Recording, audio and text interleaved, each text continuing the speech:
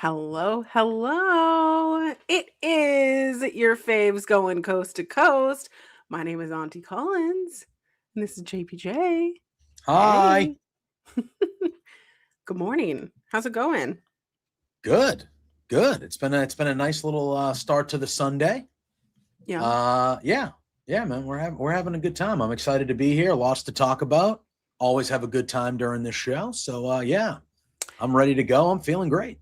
Now I have to ask, did you look up the lineage of our topic of discussion today?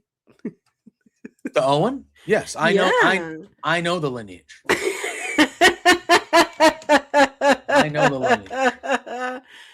So for those who don't know, on Between Two Beards this week, the y'all were talking. Who was your guest? I can't remember his name. Joey Carney, the great Joey Carney. The great Joey Carney. Y'all were chatting and getting things wrong, getting Well, TBS and TNT confused.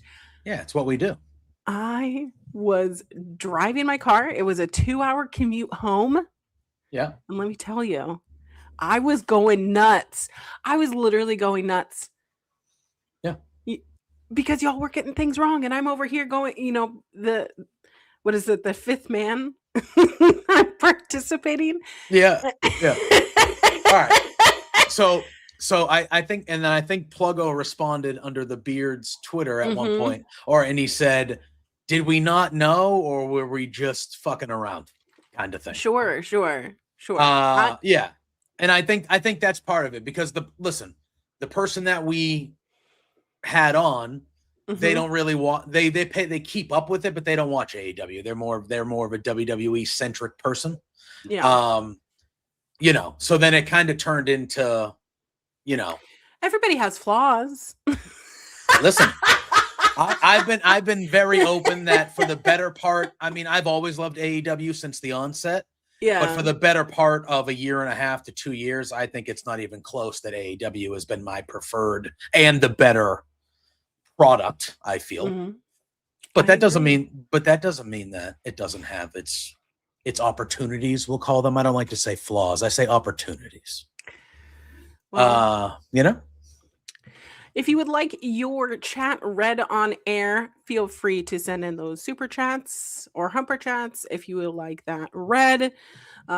Shout out, good morning. I see Clown is in the chat. I see my friend Carl is in the chat. Welcome. Yeah. So excited you guys are here. Another Sunday for going coast to coast. So JPJ, how are your Red Sox doing?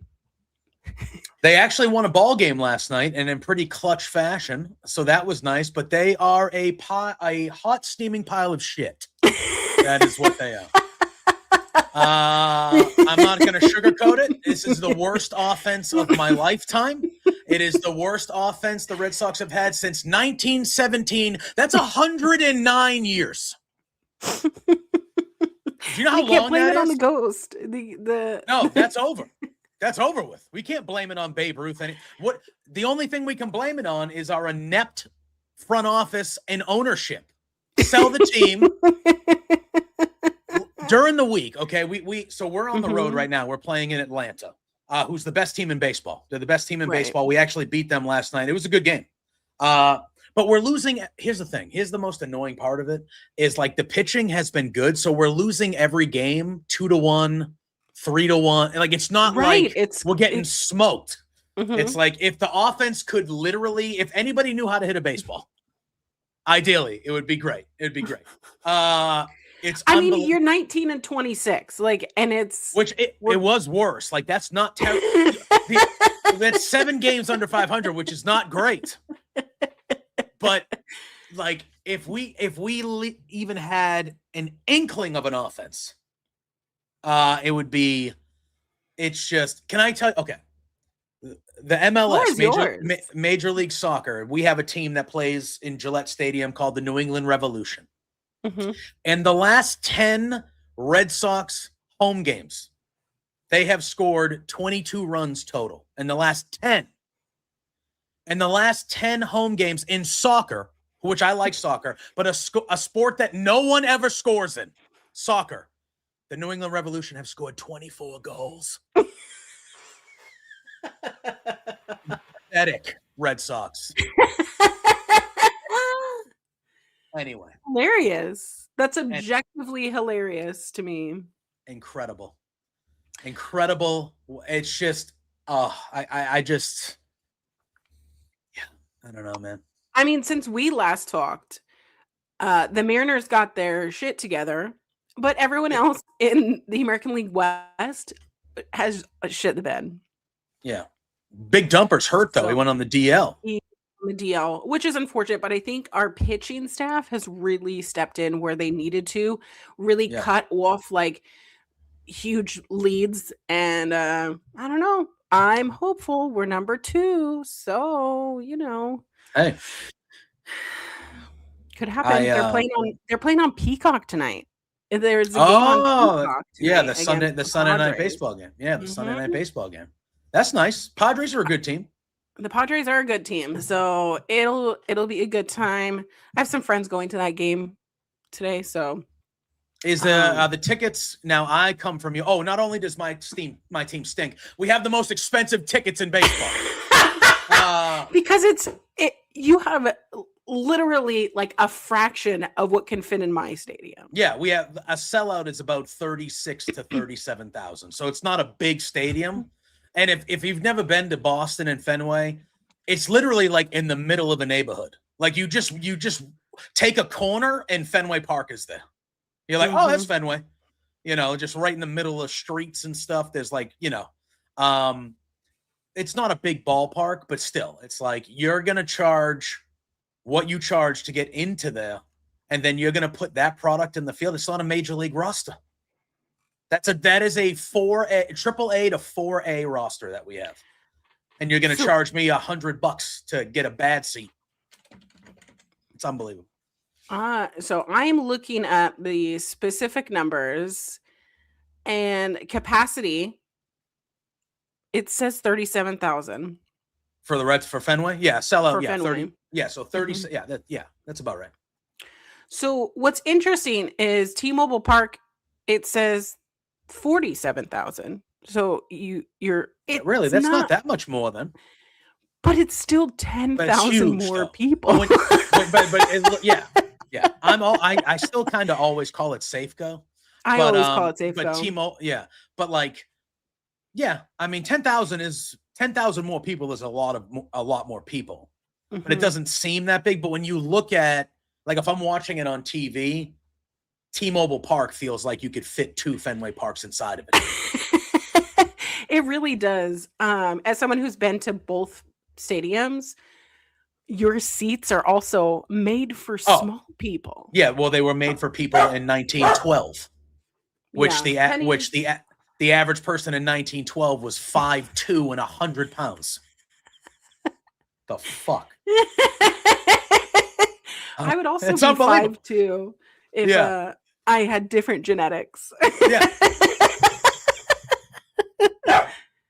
If somebody was in 1912, if somebody was like 5'6", they would walk in the room and it would be like if somebody was like 6'5" today. And they walked in the room, you're like, holy shit, that's a big guy. 6'5". I didn't even think about that. That's crazy. But that's why, like, when I think about history, like, can you imagine, like, when you were in Europe and, like, the Romans came? So the Romans are these little Italian people, right? And then all of a sudden, you see, like, the people from, like, other, you know, the Vikings and all these people are coming through and they're, like, 6 feet. You must have been, imagine herds of them coming and you're going to war back then. And you see them and you're like, we're fighting giants. We are fighting literal giants. These are giants we're fighting. Just losing your mind. For those who are not from the U.S., I'm going to show you the difference between these two stadiums.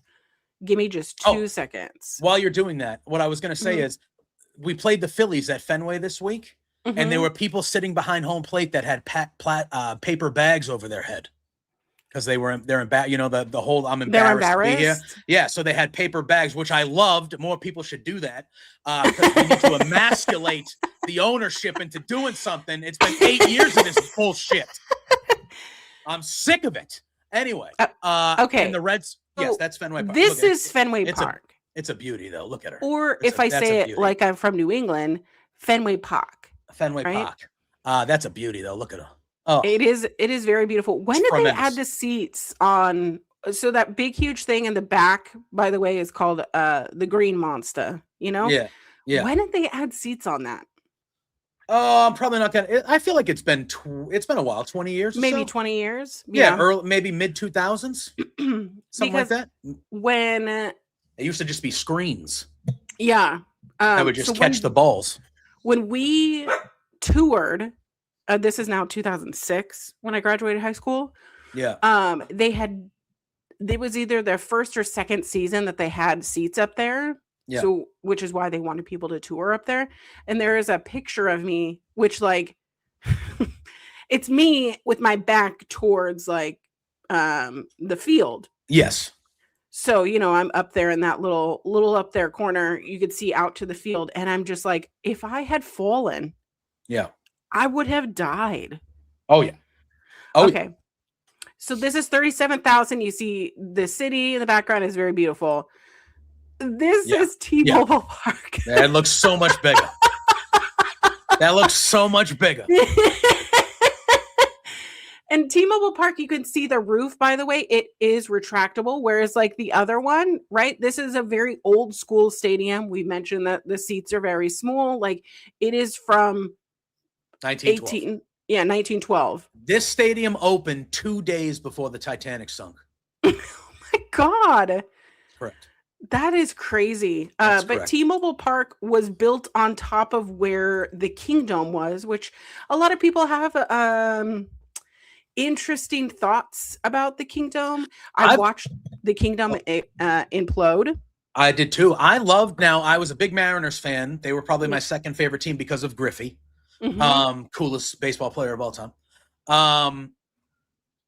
I loved the Kingdom. It looked like a dump. Don't get me wrong. But I loved it. I loved it. And it's in MLB The Show. I play my games in the Kingdom online sometimes. It's so funny because the Kingdom, for those who didn't know, it's actually a dome. And because Seattle, it rains all the time, it was fully indoors. And the prime years, right? And then in the 80s, things were on the up and up. In the 90s, when I was going with my grandparents, you would be sitting in one of the chairs and you would just fall through. Yeah. Look at it. It looked like a dump. Yeah. And so all in all, it cost more money to repair and get up to code. So they imploded it. If you want to see those videos, like you should really go and check out those videos. But they put this state-of-the-art, it was 1999. My uncle, who's an engineer, helped engineer the roof. So it basically collapses into itself like an awning would for a house. And then it retracts over when it starts raining. And you know what? I saw a Coldplay concert there. And it started to drizzle. Yeah. You know how cool it is? Like, what's it take? Like probably like a half hour or something? Yeah. That's something like that. That's it. It's incredible. It is. Think about really, really fucking cool. That is crazy architecture design. Like that's nuts. That's a state. Like that's not just a building. You know what I mean? Like that's right. You know, and a lot of stadiums have the retract. Like it's much more common now to have the retractable 1999. Roof. So it's like no one else had done that before. Yeah, exactly. One of the first. Like that's crazy.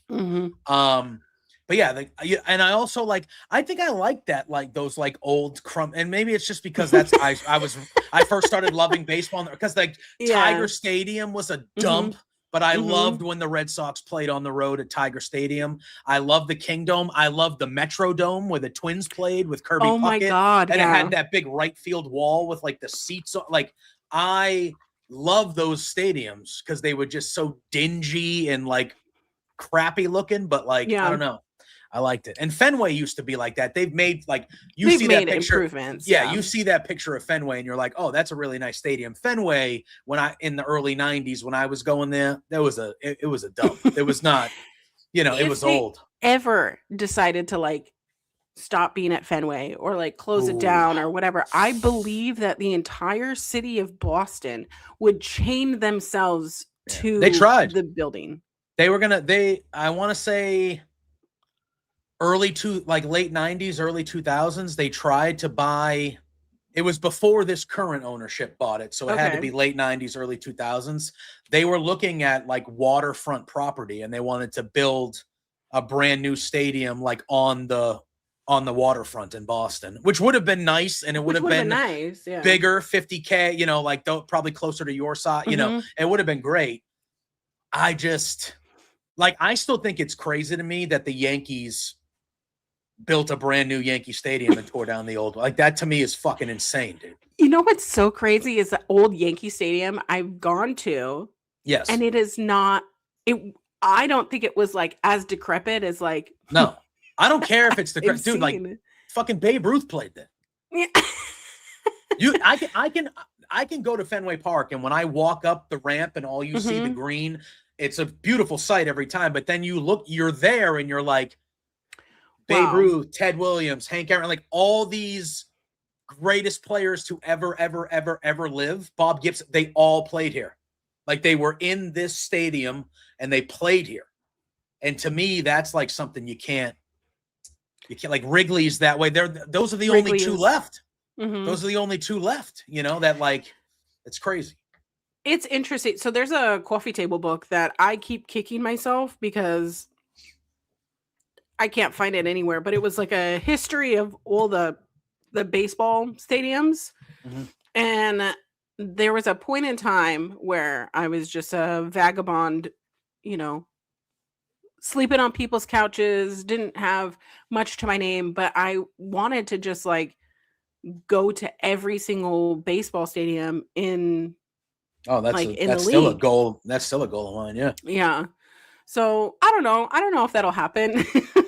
I'm now realizing, okay, traveling is very expensive. So I would literally have to sell all of my possessions. Yes, that is true. To go. But I think that would be so fucking rad, you know? Oh, yeah. Oh, yeah. I would love it. I've been to, obviously, Fenway, but I've been I went to old Yankee Stadium. I haven't been to new Yankee Stadium. I've been to Camden Yards in Baltimore. Gorgeous. Ooh. Right on the water, right in the bay there. Just gorgeous stadium. And that one's like one of the older ones now. That was like mid-90s they built that. Early to mid-90s they built that. And it was the first, like, Camden Yards was like the first, like, when that was first built, that was like a high level, like, holy shit, look at this stadium. This is like the most beautiful stadium of all time. And it's still beautiful. And then I've been to Tampa Bay, which is an utter dump. Utter. I've been there. Oh. Trash. I feel. Wow. So I went to. I had a great time. I went there with my dad and his new wife, and it was one of those things of. It's in the middle of fucking nowhere. There's nothing near it. There's nothing near it. There's and it's a dump. Whereas, like, in Safeco Field is like in south of downtown. So like we used to, as a kid, because the ferries go, right? So we would get off the ferry and walk down through Pioneer Square. It's about a mile and a half, but it's just like hustle, busy, like city, like multiple bars, like multiple hot dog vendors and like hot dogs and popcorn, and like the official team store is out there, and like but in Tampa Bay it's literally just like a parking lot. Oof. And then the stadium, and like there are like panhandlers outside, which is like no fault to them. Go where there's a bunch of people. But I was like, this is it. There's like no attraction. There's no like it's bad. Other things here. It's bad. But I want to go. Pittsburgh Stadium looks wonderful. Oh, PNC Park? Love PNC Park. That's high on my list. I've heard nothing but wonderful things about Petco out in San Diego. That's supposed to be beautiful. And then Cincinnati, the Great American Ballpark, looks like it's fun.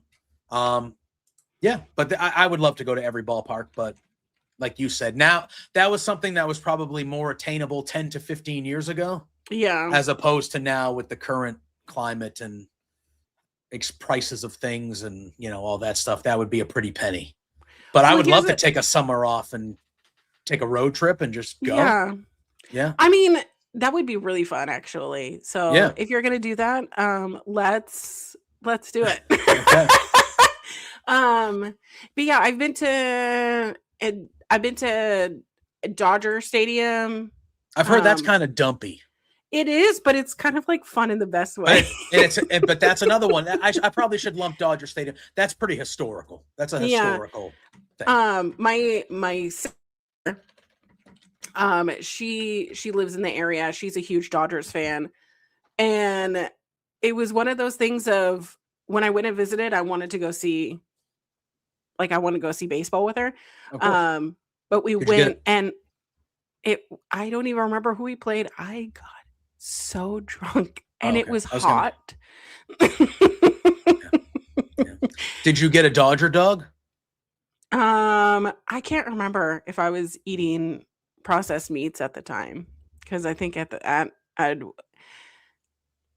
there was a weird time that I didn't trust things. Anyways, but the traffic, Oh yeah, they I've say, heard. oh, No, the traffic in LA. yeah.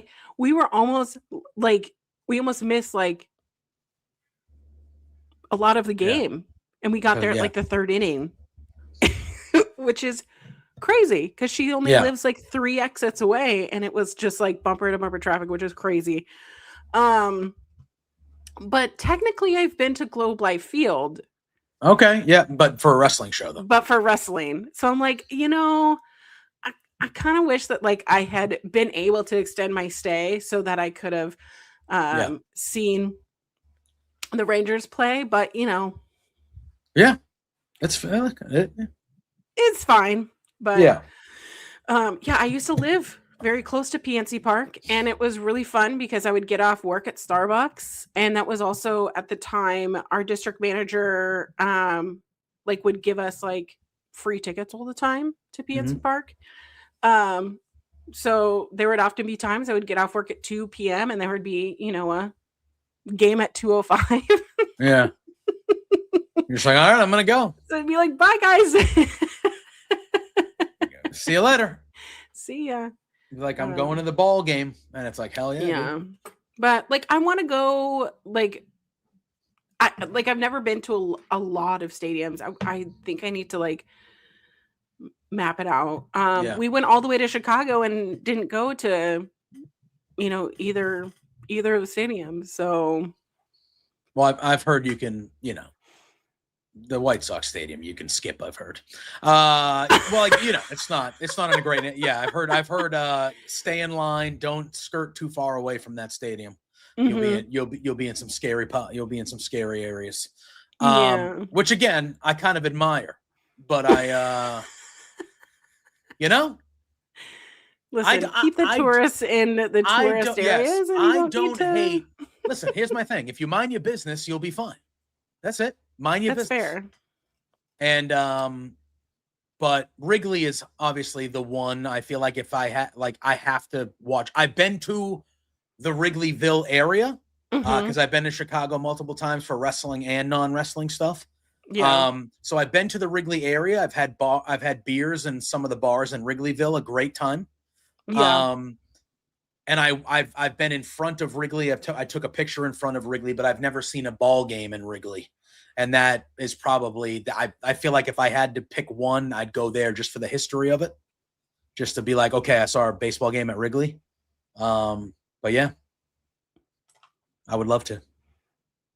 Ryan, we're coming over. Yeah, there it is. I went to a dueling piano bar in Wrigleyville, and I saw 2 guys dueling it out on the pianos while I was getting friggin' hammered drunk.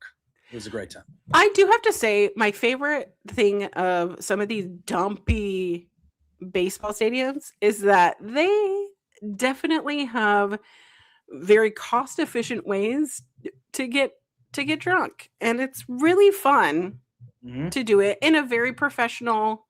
I'm not saying like go out and get responsible. Be responsible. Don't be doing. Yeah, like when I say I got hammered drunk, that I don't mean that I was running up and down the aisles with no shirt on and no. I was just feeling very good. Listening to pianos yell at each other. I will say, the last Mariner game I went to last season in September, you know, the Mariners are doing great. Everyone is excited. So that obviously, like, you know, Yeah. people want to drink more. There was there's like some statues outside of the stadium, and someone got up on the Ken Griffey Jr. one. So you can't do that. You can't do that. And he wouldn't leave, like, he wouldn't move. And you're just seeing like some cops just trying to like get him down. But you got to tase him. You got to tase him and catch him. He's got his shirt off. He's like, woo. Yeah, that's what. That's insane. You can't do that. You can't do that. You got to have some decorum, guys. Mm-hmm. Yeah, you can't do that.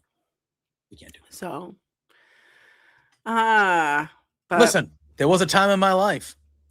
We've all been there. We've all been there. But I can't say I've climbed a statue ever. But you know. I definitely have, because I used to be much smaller and more athletic, and there was a time that's what I would do after a night of debauchery and drinking. Hell yeah. Listen, there's nothing wrong with throwing on a good one. You know, I like to throw on a good one from time to time. You know? Yeah. I like it.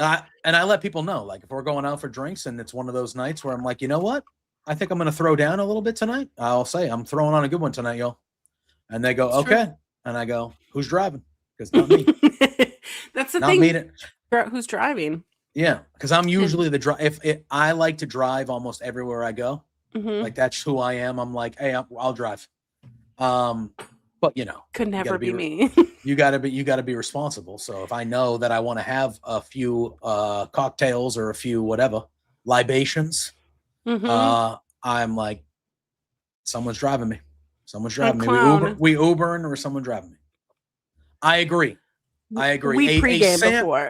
Yes. A Sam Adams beer, which again, mm-hmm. to many is a great beer. To me is mid as fuck. You can get one of those at Fenway Park and it's like $16. And I'm like, brother, that is true. Greg Cherry, thank you so much for your super chat. What's up, yins, guys? Just days away from Double or Nothing. I'm looking forward to being in New York for it. I am so jealous. I could be in New York for it. I just don't think I will be.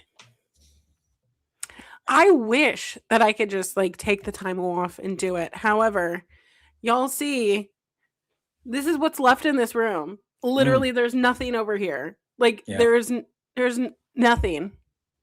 Just a dog bed. That's it, guys. So, Double or Nothing shaping up to be good. I'm actually very excited about Double or Nothing. I'm excited for the outcome and how it makes its way into All In. Mm-hmm. I think it's going to be really, really fucking cool. So, I agree.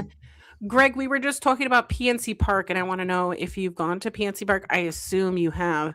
But like I was just mentioning, I used to get off work at 2 p.m. and go to a 2:05 game.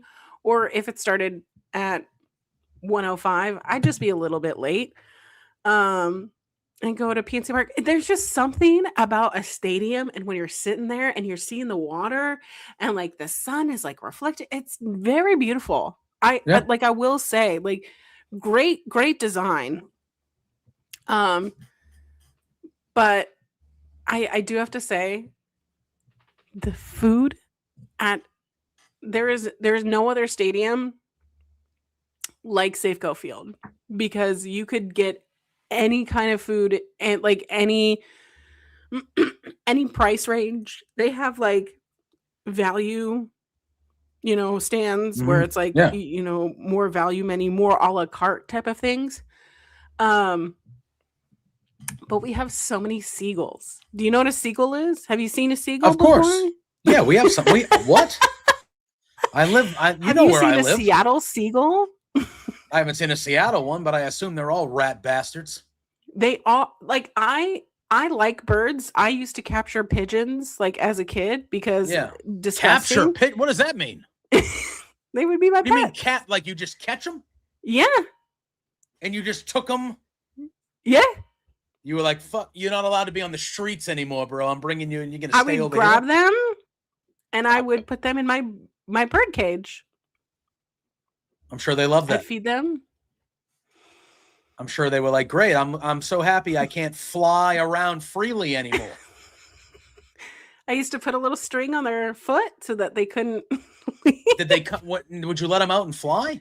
No, Yeah. You said you just put a string on their foot. Yeah, I just put a little string, and then like I would hold them for a couple days, and then my mom would tell me that they are wild animals, so I'd have to. Did they let ever them come go back? free. Some of them come back. You can train them to come back. We lived like near like a city area, so they would always come back until they die. But anyways, we have seagulls that if you're sitting in, so there's bleachers in the center field or in the outfield. If you're, I don't know, if it's towards the end of the game and you have food with you, you need to be careful. Yeah, they're fucking savages, dude. Because they will come and like stalk you, and then like 4 or 5 will. I had a seagull once come and take a whole small fry right out of my hand. Yeah. The son of a bitch. Cardboard and all. Just fucking took it. And like, I'm not afraid to like fight a seagull. Oh, yeah. But when it's like 10 seagulls. Yeah. I ran after him. I was like, you kidding me, bro? It was $6. I ran after him, and then he dropped it in the sand, and I went, you I wanted to. I was like, I hope you get sick from eating those fries. Yeah, pet pigeon. Sorry, guys. Mike Tyson was not my childhood hero. Well, that's because Mike Tyson a big pigeon collector. Mike Tyson. I don't know if you knew that about him. Really? Oh, huge. Huge. Like, I'm not joking. There's like interviews on 60 Minutes and shit with him about his pigeon, and he has like fucking barracks of pigeons. That's real. Crazy. That's real. I don't know if he still does, but yeah. Well, he's not a good person, so he was never my idol. That's fair. I think now, if anything, he might be like the best version of it. I feel like he's gone through. It feels like he, whatever. However, but back then, not a great. Yeah, definitely not a great person. Not a great dude. But we have here what's called Ivers. So Ivers is like it's a seafood fast food kind of restaurant, like a chain. Yeah, like a chain. But their French fries, their French fries are this long, and they tell you that they're intentionally this long so that you could hold it out for a seagull to come take it, and a seagull will come take it. If you feed a seagull, though, they don't leave you alone. Like, it's not like, oh, here you go, buddy, and then go, thanks, and flies off. He's I'm fucking here now. You're giving me all of it. They all have Boston accents. Yeah, I'm fucking here now. They should. I'm fucking here now. But that's, right? But they will chase you out. And so they kind of warn you with the bleacher seats now. By the way, the seagulls will come out. It'll be like inning 8, inning 9. And once the game is over, and people start to filter out, they're leaving their food there. The seagulls just come in packs. Of course. It's free. Yeah, that's where they clean up. Yeah. It's great service. They don't have to pay them. And then that helps the workers out. They got to sweep up less shit. Yeah. Works for fantastic. Everybody. Works for everybody. Yeah. Yeah. Mine. That's Finding Nemo with the seagulls is the most accurate. Mine. The most accurate thing of all time. Yeah. Is just how much of savages they are. Yeah. But they started doing this thing a couple seasons ago where they have hot dogs that they put in little parachutes and they throw them down so that you can capture a hot dog. How many hot dogs what's the percentage of hot dogs that don't go to the person they're supposed to? That's what I need to know. That I don't know. Have you not seen this? Is it one of those things where everybody knows? All right, guy over here ordered a hot dog. We all need to be alert. Well, they're free. They're not even for. Wait, you get free hot dogs? Yeah. Like actual hot dogs to eat? Yeah. Okay. Let's see if I can. Really? Oh, you want to watch something from Como News? Como, what the hell is that? That is our channel 4. We're gonna get copyrighted. Oh, if it's copyright, I don't want to do that. Yeah. So they're free hot dogs, but so do you have to catch them to get? Is it like, hey, if you catch this, you have to catch them. They come down with like a little parachute. How have there been fights? Have there been fights? Probably. Okay, why is there just not like a video that I can? So they're okay. I thought you would like order a hot dog and they go, okay, now we're gonna shoot it down to you, and I'd be like, you better give me my hot dog. That better not go somewhere else. Hot dogs from heaven. I mean, aren't all hot dogs from heaven? Let's be real. How good is a hot dog? How good is a hot dog, guys? It's delicious. Yeah. Here, I will. This is not a fake picture at all. Okay, and this is from the Seattle Times. So they're legit, Oh okay. Yeah, sure. This is riveting information, people. I love it. Oh my gosh. Okay, screenshots. Here we go. I only screenshotted it because I don't fuck with WB whatever files. But look at that. So it comes from a parachute hanging down with a little hot dog. First of all, my look at this guy all the way to the right. Okay, you see this guy all the way to the right? Look at his facial expression. You got no chance to get that hot dog. Why are your arms extended? Yeah, he wants it. Yeah, I understand that, but like you got to understand, you got no chance. Back in the day, they used to shoot off this guy right here in the hat, right in front of us. He's not on the ground. He's jumping. He's jumping. He is leapt in the air. We hope he has ankle stability. He's gonna get it though. It looks like he's gonna get it. It looks like that's falling right. Right? He's gonna snatch it. Yeah. There's 1,000% that's cost fights. No way that is not cost fights. No way. I've never successfully. Have you ever caught a foul ball? I've never caught a foul ball. Have you? Or just a ball? I got one in Baltimore, oddly enough. In batting practice, I caught a Jason Varitek home run. Oh my God. Not bad. Not bad. That's the only time. One time when I was, one hit me on the thigh and I had a bruise for 2 weeks. 2 weeks. It didn't hurt that long, but like it was a ripper. It was a ripper. I remember there was one time that we were in, because I do like the bleachers, whatever. So we're sitting in the bleachers and it's a home run. And the way that the ball bounced off the metal benches. Yeah. It like hit some lady in the chest, and you just hear like that thud. Yeah. And I mean, it was like, maybe a couple yards away, but it was like, oh yeah. I was at a Red Sox game, and this was before every stadium has all the screens now to protect people. That did not occur, and people would get murdered not actually murdered, but like they would get crushed with these balls. And I was at a Red Sox game once. I was probably in my late teens.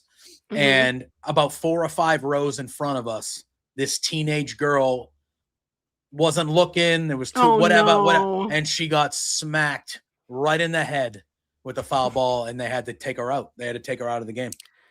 It was brutal. You could hear, but it sounded like somebody knocked on a door. Like that was the noise. Like it wasn't the thud that you hear. It was like a crack. It was like oh. Like you heard the crack of the bat, and then you heard like another crack, and the ball just ricocheted, and everybody was like, oh. And it's Boston, which we're assholes, but we care about people. And you just saw people from rows over just like, just ascend on this screaming and helping her. A guy was carrying her and shit. Oh my God. Did you like the movie Fever Pitch with Drew No, Barrymore? One of the biggest lumps of garbage ever made.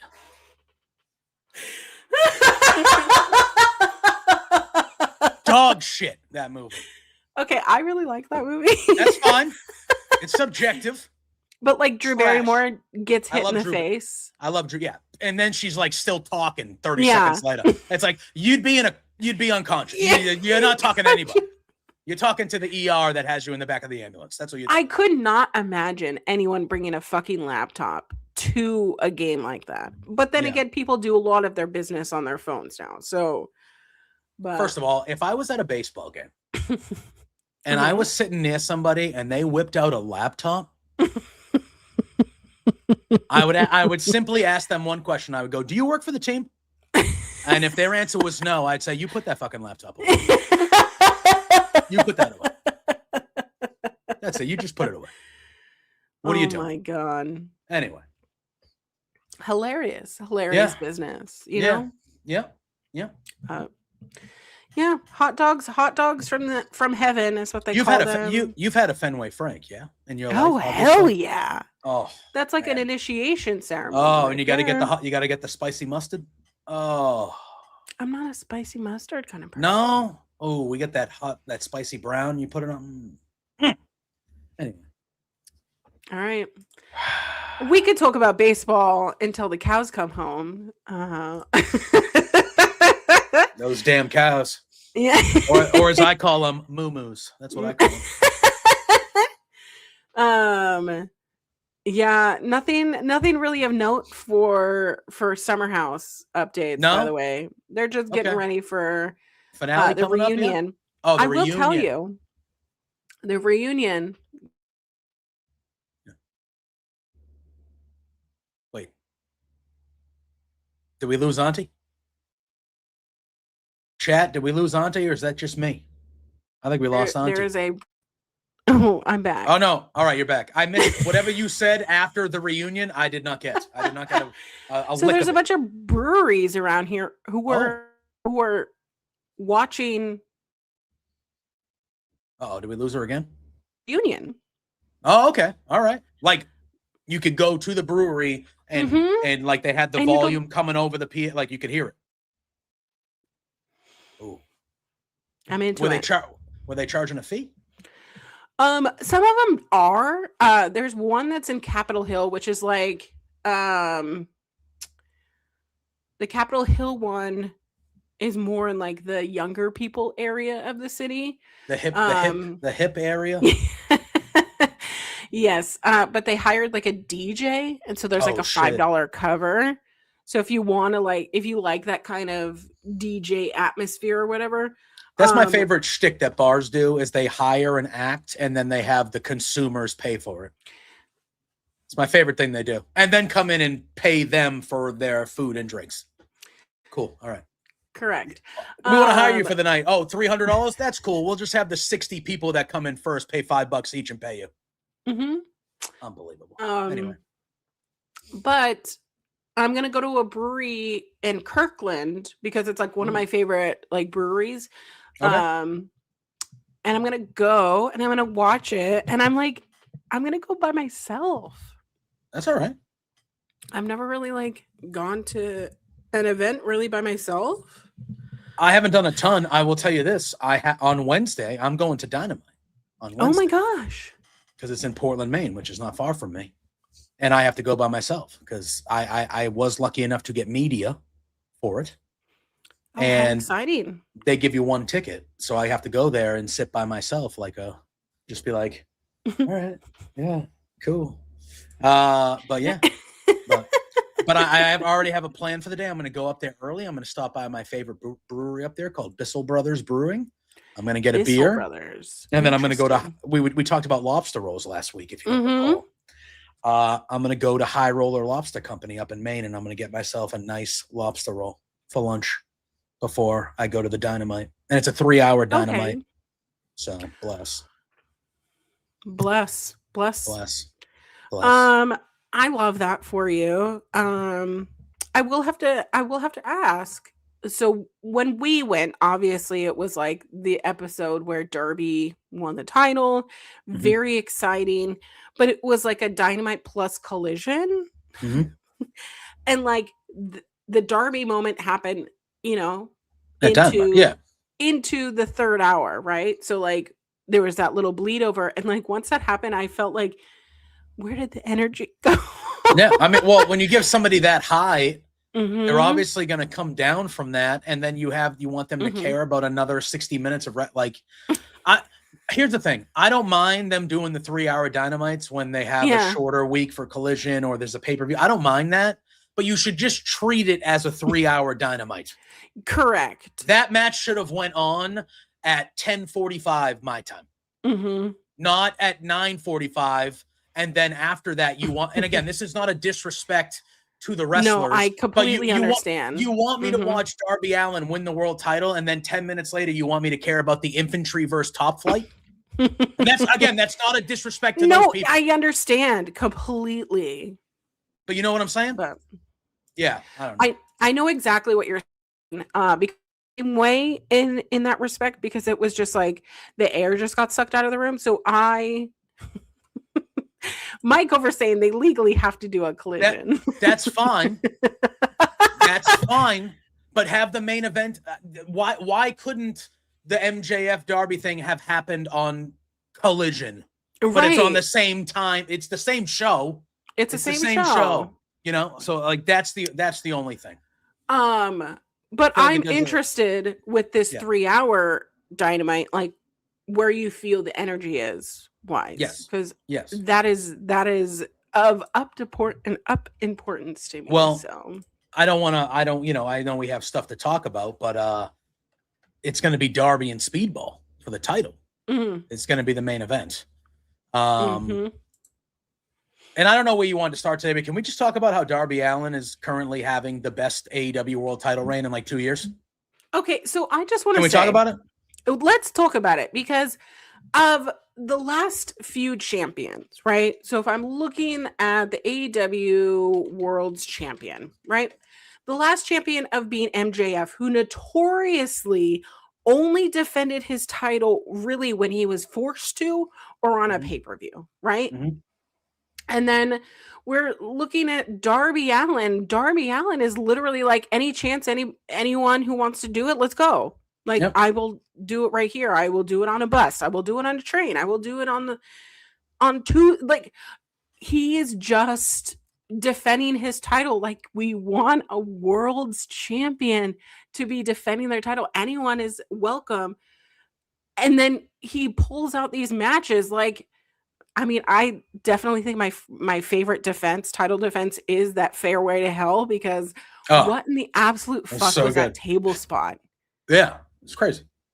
It's crazy. Because who thinks, hey, so we're gonna have this wrestling match, and it was like no false count anywhere. Mm-hmm. In a golf area. Yeah. And part of the match is not duking it out on a golf course. You know what I mean? Yeah. The crazy spot is Darby being Darby, going through two tables stacked on top of each other while he's being thrown off the balcony. Yeah. In it. Yeah. And last night he fought Samuel Guevara, way more of a standard wrestling match, not a lot of depth Darby spots. They did something to prolong the story with Darby when he got the Scorpion Deathlock on and he passed out from all the title defenses catching up to him, right? Which I think will eventually be his demise when Max probably beats him at Double or Nothing. He's going to be exhausted. Yes, because he's defending it. He's defending it against Speedball 3 days before the pay-per-view, whatever it is, on Wednesday. And Speedball's no slouch. Right. He's one of the best wrestlers in the world. You don't have to like Darby Allin. You don't have to, it's all subjective. But like last night was his 6th title defense in like 22 days or 5th in 21 days or some crazy thing. And they're all good matches. They've all been good. The Ciampa match, Brody King, Pac, Kevin Knight, Sammy Guevara. He's going to face Speedball. And then he's got MJF again. Like, the worst match was the title victory with MJF because it was a nothing. Because it was a dick kick. Yeah, it was a nothing match. Yeah. But this is, again, and Darby's not even nowhere near my favorite in AEW or anything like Mhm. that. But objectively, what I've been watching since he's been the champion, you know, it's better than than MJF's reign prior to this. I would say it was better than Hangman's reign prior to that. This is one of the better AEW title. Like, he's, again, whether you like him or not, whatever. I don't, you know, but like, it has been a crazy, crazy good title run. Like, he's proven. I think when he won the title, a lot of people were like, you know, whatever. Mm-hmm. I think he's proven why they gave him the title. It's interesting because if I'm looking at, thank you, shout out to Cage Match for being able to isolate some of these things for me. But like Hangman Adam Page has held the title for 3 times, won it in Arlen, right? All in. He defended his title 6 times. Yeah. Before he lost it to Samoa Joe. In 133 days. Yeah. Darby's done that in 23 days or 22 days. Which is crazy. Yeah. Yeah. That's insane. Yeah. Like, and they're legit. They're pay-per-view quality, man. Like, they are legitimate. Right. It's not like he's, you know, showcasing himself in a 5-minute. Like, these are like pay-per-view quality. He's getting his shit kicked in. And, you know, over, like, it is, yeah, man. It has been very impressive. Darby's first title defense against Tommaso Ciampa, one of the best arguably TV the match matches. of the year. Yeah, arguably the match of the year. Then Darby goes up against Brody King, which, like, they're 2 compadres. They've been 2 friends before, and it brought out the best in Brody. Yeah. Then we had that, you know, double jeopardy, whatever, Darby versus Kevin Knight, which, like, that showcased Kevin Knight in such a unique way, because Kevin Knight is like Darby, but like refined, I guess, because Darby is so rigid. He's so, I don't know, rough around the edges. I don't know. Chaotic. Like, yeah, chaotic. Like that type of just... But like Daredevil, I would say. Daredevil. Yeah, but Kevin Knight has like this athleticism to him that, like, they really went toe to toe. And then obviously Darby defeating Pac, which, like, Pac literally looks like a serial killer. Like, he has a serial killer entrance. Like, he wrestles like he's going to murder you. And Darby does that great thing where he acts like he's being fucking murdered. And then the match versus Takeshita, which I have not finished. I've only watched. I didn't even talk about clips. That was to me, that was Ciampa's equal. That match with Takeshita. I didn't even mention that one. That one was incredible on Wednesday night. Insane. And then versus Sammy, I mean, and Sammy looked great in that match for everything. Sammy, you know, is not my favorite wrestler. Not my favorite either, but he was great in that match. He looked great. I know is he Ring of Honor tag champ still? Yeah, he is still Ring of Honor tag champ. They were going to defend the titles on Friday, which, by the way, I'm so sorry I did not do a watch along. I went to the doctor on Friday just to make sure that, like, the medication that I'm on is, like, helping and stuff like that, which it is to an extent, but I'm still having, like, abdominal pain, if y'all want to know. But they took more blood. They did more blood work because they're trying to figure out more things. Your ass got conked out after that, didn't it? It was one of those things that they took two of those vials. Yeah. And then they go, okay, like, drink some apple juice as a snack. Yeah, sit here for a minute. And then I, being the dumbass, because I'm giggling through the whole thing, I stood up and I go, oh no. Yeah. And I've never felt my body like go limp like that before. And then I felt like I was like in detention because I had to like sit there with a fucking apple juice and a cookie. Yeah. And I'm just like sipping my little apple juice. That's my favorite. They give you snacks and treats like you're a kid. They're like, oh, you're taking blood. I go, okay. And they go, here's some apple juice and a thing. I'm like, oh, it's like I'm in kindergarten. Yeah. It was kind of fun. But I do think it's funny because anytime I go places, people always comment, obviously, on all of my tattoos, so that I'm talking with the phlebotomist about my tattoos. And then, like, I don't think that I'm like very queer coded, but then again, I am. So I'm always like talking to people and they're like, "Oh, well, like, here's this like thing." And I go, "Oh, are you?" And they're like, "Are you?" And I go, "Yeah." So I guess I'm not really it's Listen, just a hobby. yeah. I mean, I'm the other way. Like, I feel like either certain people look at me and they go, "That's an old man hippie," or unfortunately, I attract the people that think January 6th is a holiday. God, I've never been confused as a Republican, so I guess it's not great. It's not great sometimes. It's not Sorry, great. no offense, but all offense. No, it is what it is, but it's not great sometimes. As I'm sitting here wearing my Abolish ICE Brody shirt. Hilarious. Anyways, but I was gonna stream Super Card of Honor and I felt woozy, and then it was like 5:30 p.m. and I still needed to go pick up dinner. So I canceled my stream on Friday. But I still have to watch Supercard. I heard good things. But I watched the main event, and Athena, you motherfucking bitch. She ever gonna lose that thing? I don't think she's ever gonna lose it. I thought a multi-person match would be the perfect way for it to because she could technically lose the belt without losing. Correct. And we're gonna talk about the brackets, but Athena is in the brackets, and I think she should win the women's bracket.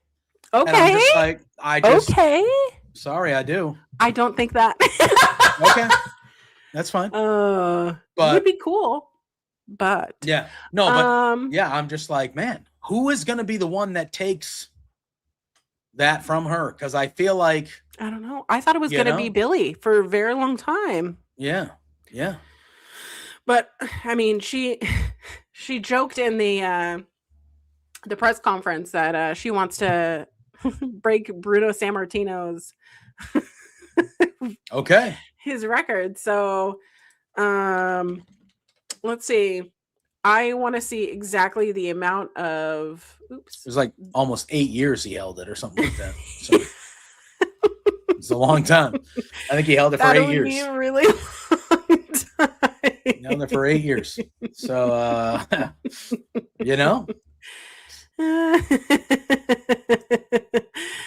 But yeah, Athena can really do whatever the hell she wants.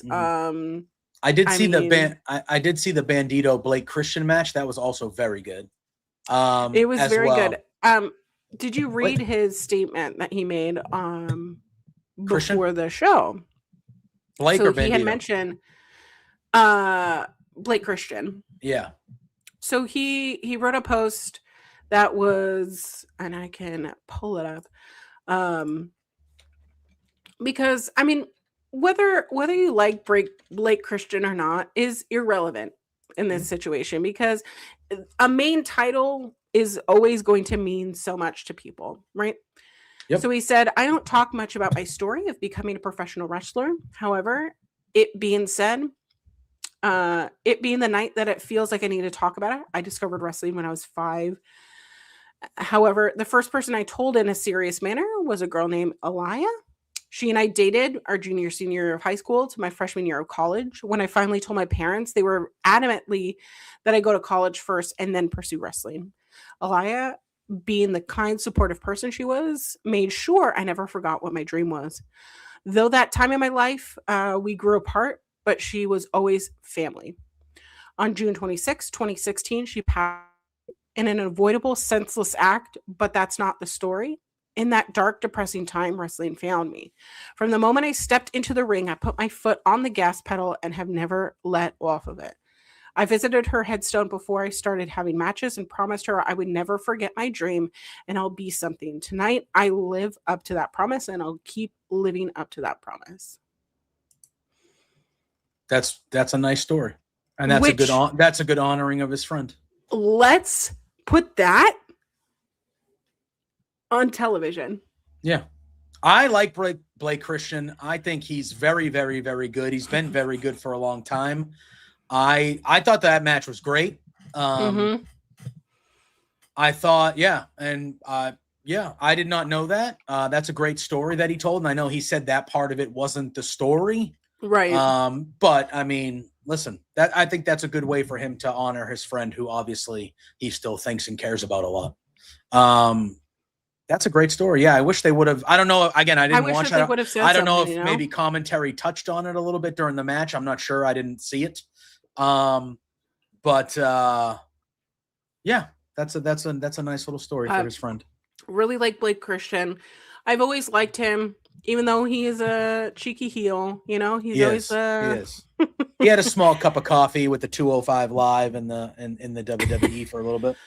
Can we just like, I would love to do like a rewatch or a revisit of the Cruiserweight Classic. It's tremendous. I would, yeah. Because Zack Sabre Jr. in there. Kota Ibushi. Kota Ibushi. Like they were so. Yeah, I would watch that in a second. Buddy Murphy, Mustafa Ali, Brian Kedrick. Yeah. Tony Nese, who y'all know I love my Tony Nese. Mm-hmm. Cedric, TJ Perkins, Johnny Gargano, and Tommaso Ciampa were in there. Mustafa, Lindsay Dorado. Yeah. Rich Swann, Jason Lee, Akira Tozawa, like just Jack Gallagher, like actual like Tajiri. Yeah. Like that it was incredible. And they had got Danielson, they got Daniel Bryan on commentary. Yeah. On it. That the Cruiserweight Classic was excellent. Gargano and Ciampa fight in the first round. They have a battle like in the first or second round. And then they became the tag team DIY out of that battle. Correct. Tremendous. Tremendous stuff. Yeah. I would watch that in a second. That was that and the Mae Young when they were doing that type of stuff. I wish they would have done it for tag teams. We know WWE doesn't really care about tag teams, but it would have been nice if they did it for tag teams. But when they did, Grand Metalik was in there too. That was a good one. Grand Metalik. All the stuff he did on the ropes and things. But yeah, it was Kota Ibushi and Cedric. Dave said it in the chat. Kota Ibushi and Cedric Alexander, I think, in the semifinal. Fantastic. Insane. And that's when they were chanting "Sign Cedric" and Triple H came out and kind of gave him the little swan thing there. Like, man, that was really good. Yeah, 2016 was such an interesting time because I felt like WWE was really trying things that like we wanted. Yeah. Yes. But the Cruiserweight Classic and then ultimately the Mae Young Classic, which my friend Astra Bizarro and Mel Ball Collins reviewed the first season of the Mae Young Classic, which it was really fun to go and rewatch. But just seeing like all of these like people that went on to do really, really cool things at the end of that was pretty fantastic. So I don't know. It would be interesting to find it and go rewatch it. But yeah. I love that stuff. I love tournaments. Well, speaking of tournaments, shall we talk about what has us here? We have. Do you want to talk about the men's or the women's first? Whatever you want. I'm cool with either. Okay, so I think that there's not a lot of argument with the men's tournament, right? So we're going to be seeing our first matches at Double or Nothing. Samoa Joe and Will Ospreay and Swerve versus Bandito. I know that they've been kind of building a Swerve versus Bandito anyways. If we just go back and take a look, who do you think is going to be the winner of those for Double or Nothing? I just want to hear your predictions first. All right. So on the left side, I have Will Ospreay winning that match at Double or Nothing. Down below, see, this is weird because Mark Davis defeated Jack Perry for the national championship. I think Mark Davis is going to beat him again because I think we're going to get the United Empire Ospreay Mark Davis semifinal on the left. That's what I think. On the right side, what I want to happen, even though I don't think it will, is I kind of want Brody King and Bandito to fight each other. Like friends fighting each other in the second round, like friends. I don't think they will, though, because I think Swerve's going to win that match. I think we're in line for a Will Ospreay and Swerve final. That to me seems like a no-brainer when I look at this bracket. Right. So I would have Swerve, and then I would have Brody King. I think we get a rematch of Swerve and Brody. On the right side, I have Swerve beating Brody again, sadly, because I love Brody. I love Swerve too, but I love Brody. And then I have Will Ospreay beating Mark Davis, and then I would have Will Ospreay winning the whole thing, beating Swerve at Forbidden Door. I do not have any difference in my prediction of that. I definitely see, I kind of went back and forth between Mark Davis and Jungle Jack Perry because of how that's the one I'm most he won. That's the one I feel like can go either way the most for me. Right. Because how did Mark Davis have to win is Ricochet getting involved. So I was thinking maybe Jack Perry could go over, but what would be more impactful, I think, would be a Will Ospreay versus Mark Davis because of the United Empire. And with the Don Callis family behind Mark Davis, and then we see the Death Riders now behind Will Ospreay. Yep. I think we'll see Will Ospreay go over. And I do believe that the finals will be Will versus Swerve, with Will going up on top so that he can win the world title at All In. Correct. That is how I have it. Which I think would be beautiful. Yes. And I feel like the majority of wrestling fans probably, I think the majority of wrestling fans, you can kind of look at that and like, listen, predictable is not bad all the time. And, it means that they've been telling the story properly. And correct. We've been pleasantly surprised before in brackets before, you know? If we go back to, oh my God, I have so many tabs. I start the show with no tabs open, and I have like 15 tabs open right now. Okay, so last year, the winner was Hangman Adam Page, right? Because that gave him the Y'all In main event versus Jon Moxley, where he defeated him in that Texas Tech match, which beat Ospreay in the finals. With Ospreay losing to him. So I feel like having him, and before that, with Danielson winning the Owen in 2024, who was the loser, Hangman Adam Page. See how that goes? So 2 years in a row, the loser of the final of the previous year wins the Owen. And I think we're going to get it 3 years in a row because Ospreay, I don't know how anybody can look at that bracket and not think it's destined that Will Ospreay's fighting for that title at All In London. It's destined that is what is happening. So do you know who the first winners and losers were? Adam Cole and Britt Baker. Well, those were the first winners of the losers. Who was the first loser? Oh God, who did Britt beat? Was it Willow? No. Yeah, I'm not going to remember the losers. It's Ruby Soho. So Ruby Soho lost to Britt Baker, which I would have had. Was that at Grand Slam? Did they do that at Grand Slam? That was at Double or Nothing. Double or Nothing. Okay. So Ruby lost, and I wanted Ruby to win, but we had the winners of Adam Cole and Britt Baker, which, dang it. I'm so sad that I've taken them down. I have both of the Owen figures for Adam Cole and all right, that's cool. Britt Baker, which is really cool, really special pink gear that they both had made for each other. But the loser to Adam Cole was Samoa Joe. All right then. So, but 2023 is such a weird year because do you know who were in the men's finals for 2023? Well, I know Ricky Starks won it. And I know Willow won it. Correct. But I don't know who Ricky Starks. Did they win it on Collision? Did this happen on Collision? It was on a Collision. Yes. Yeah, both of them, right? It was the same night, right? Yes, correct. Yeah, I don't remember who they beat. No. Ricky Starks was versus CM Punk. Which, like, that's when they wanted to put a rocket on the back. Unfortunately, that didn't end up happening, but it was Ruby Soho once again in the Oh, finals. so Ruby lost the 2 in a row. Mm-hmm. Was this the first year? No, CM Punk. Was this the first year? No, because 2023 doesn't seem long enough. No, When did CM when Punk did debuted in 2021. Yeah, and when did Collision start though? As That's a a good show. question.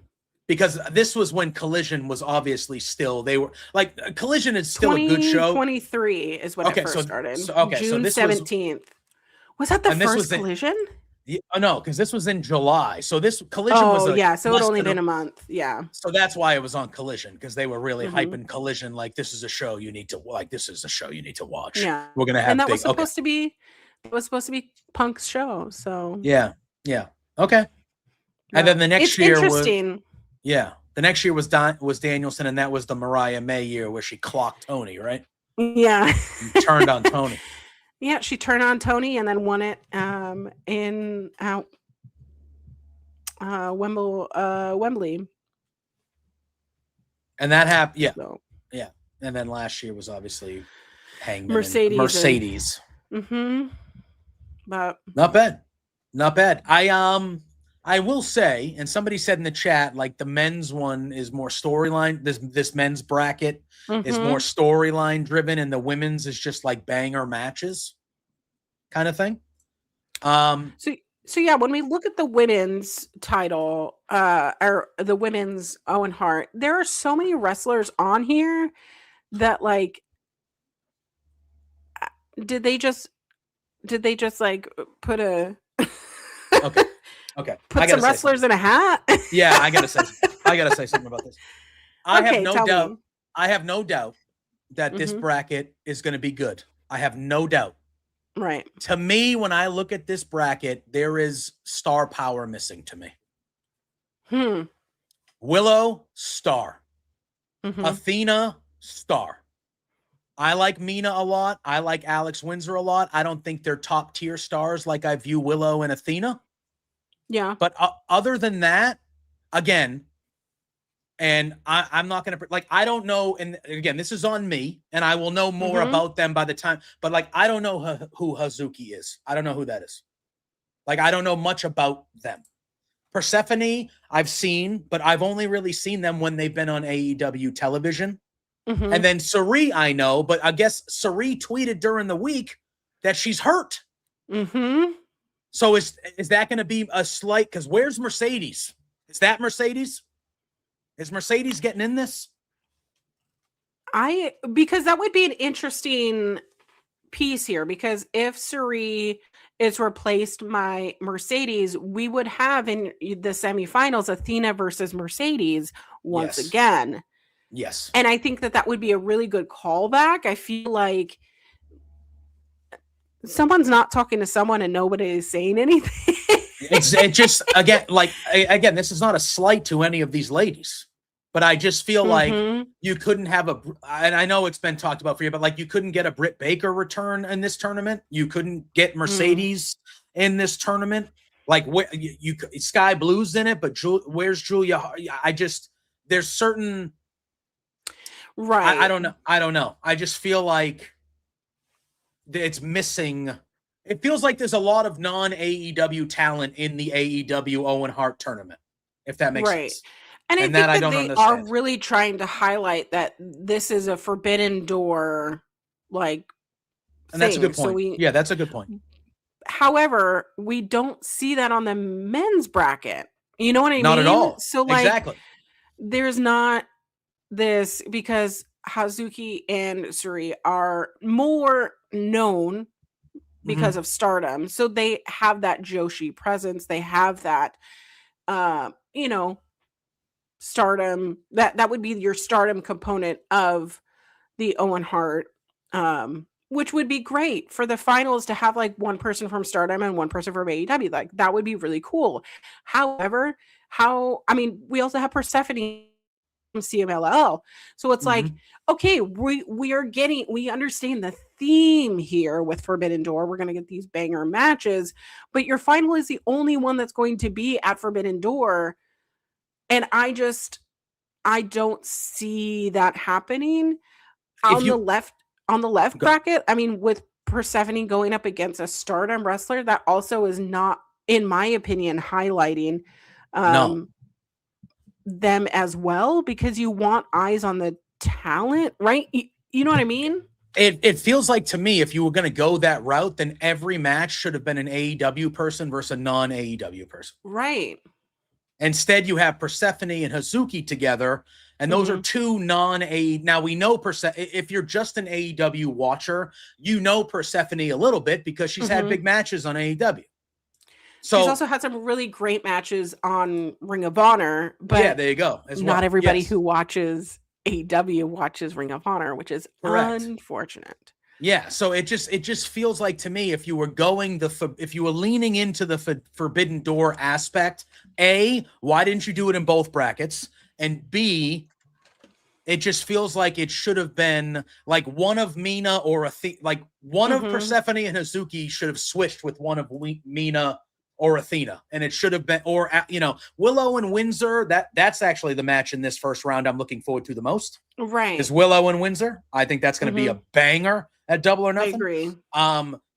Yeah, it just feels to me that it should have been AEW versus non-AEW in every single match, and not really. It's uneven. The bracket looks to me. Here's also my qualm: is why is Willow Nightingale, who is your TBS champion, in a fucking bracket? You know what I mean? Like, why is your actual champion in here?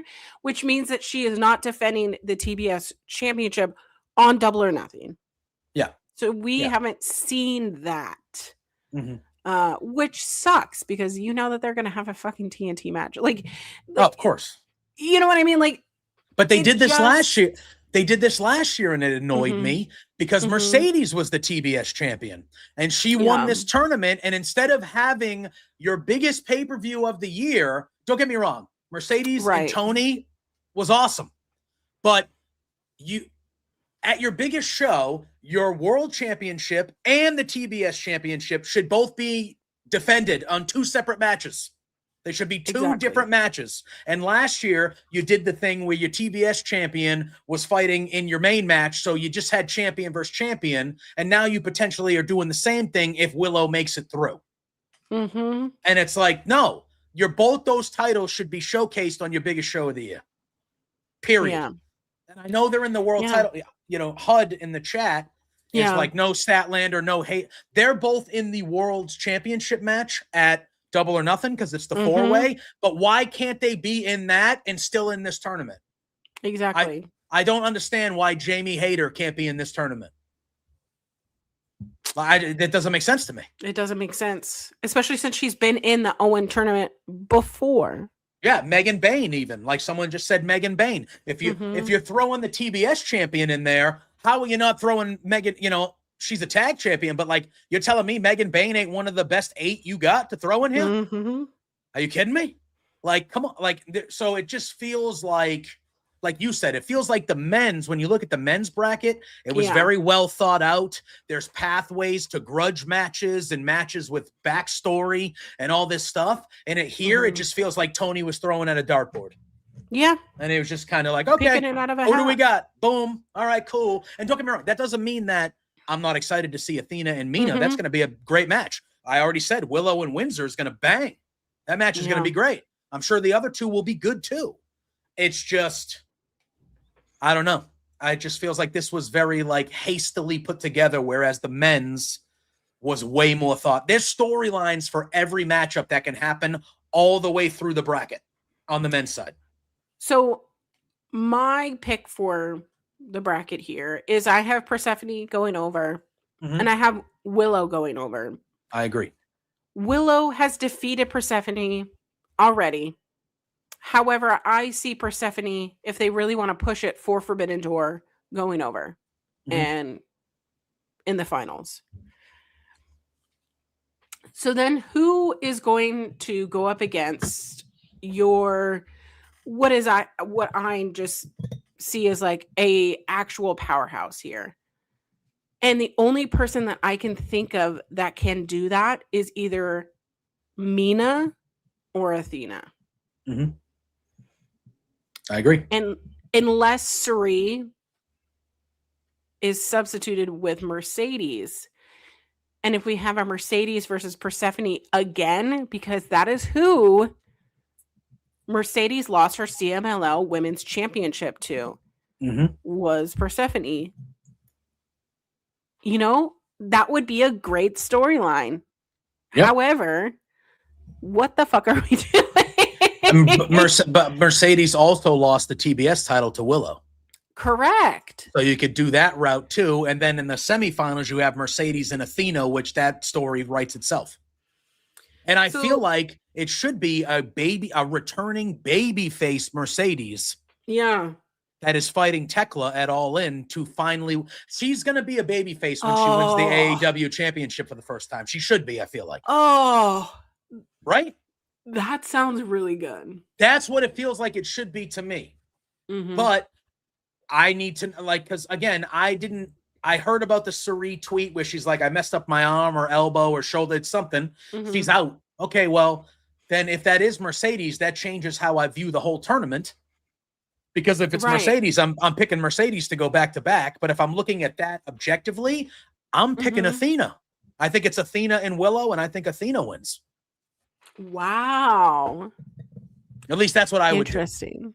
If is no that's return. Great because that tells AEW's story. But if we're really trying to focus on, okay, if we're going to showcase some talent that is maybe part of CMLL or Stardom, I think that out of everyone, I think Persephone is the one to win out the whole thing. So yeah, and there's other people in the chat. So yeah, HUD said it's Persephone's tournament to lose in his opinion. Or in their opinion, sorry. But like, yeah, I mean, again, I don't think it would be a bad thing to highlight a non-AEW person, especially when they've already, like, they've given a lot of time to Persephone in Ring of Honor and on AEW in the past. So like that, you know, that's somebody that should be somewhat familiar to, like I said, if you're just an AEW watcher, that's somebody you should still be a little familiar with. I wouldn't hate it.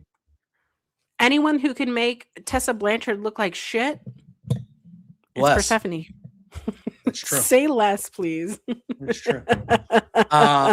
Again, she absolutely decimated Tessa in that match, by the way, versus at CMLL and in Vegas when they were there. Mania weekend, right? Was it Mania weekend? Mm-hmm. Yeah. It was a fantastic thing if you want to go out and look at it. It's like, I love wildly skilled wrestlers do wildly skilled things and happen to an even better person, you know? Yeah, you gotta love it. You gotta love it. I agree, Mike. She got humbled real big time because I don't think that, like, I think that people see, like, oh, a wrestler that, like, maybe I don't know about, maybe it's from CMLL, maybe it's from Stardom or whatever. Like, you're not going to get crowd. No, she was very over with the crowd, obviously. But she's been introduced to American audiences and she's got that body that's like, she's going to wreck your shit. And you gotta go with the punches here. So I don't know. I think it's interesting how the men's one, we see eye to eye, step for step, but the women's, we see a completely different outcome. So who do you so you have Persephone would be your pick? She's your pick. Yeah, she's my pick. Okay. I don't hate it. hate it. We got to figure out again. But if Mercedes shows up in the tournament, are you still picking her? Yeah, she's being showcased in London. Versus Tekla. Yeah. However, though, if it is a Mercedes instead of Suri, does that change your opinion completely? So you would have Persephone win no matter what? Actually, no, because that would be a really good story for Mercedes to beat Persephone because she just lost to her title to her and then go on to beat Tekla. I think that would be a really good story. So no, I think if Mercedes is in it, that changes that's how I feel. My pick. Okay. I think it'll be good. I like a Persephone versus Athena in the final. So I don't hate it. I don't hate it. I think it's a big deal that they have her at the top of the bracket on the left side. I feel like that's, not that like placement on the screen matters, but like I think usually it does. If you know tournaments, whether it's sport, wrestling, whatever, if you're kind of at the top left, that's like the overall number one seed when they show tournament brackets. Not saying she is, but the fact that Persephone is up there, I think that I would agree. That's how I view. Yeah. So, but yeah, Mom, those are my picks. That's our bracketology right there. Yeah, we broke that sucker down. What else has been going on? I mean, AEW is just a full force into Double or Nothing. For Double or Nothing, we are doing a preview show next week, which I think is crazy that Double or Nothing is next week. Yeah, a week from today. It's next Sunday night, Labor Day. Memorial Day Eve. Yeah. In New York City or Queens, whatever. But it's shaping up. I'm sure we'll get another, 4 or 5 matches added this week, because but it's shaping up to be really, really good. You add those Owen matches in, Ospreay and Joe is going to be fantastic. Bandito and Swerve, Windsor and Willow. You got Darby and MJF, where if MJF loses, he's bald. You got the I Quit tag match.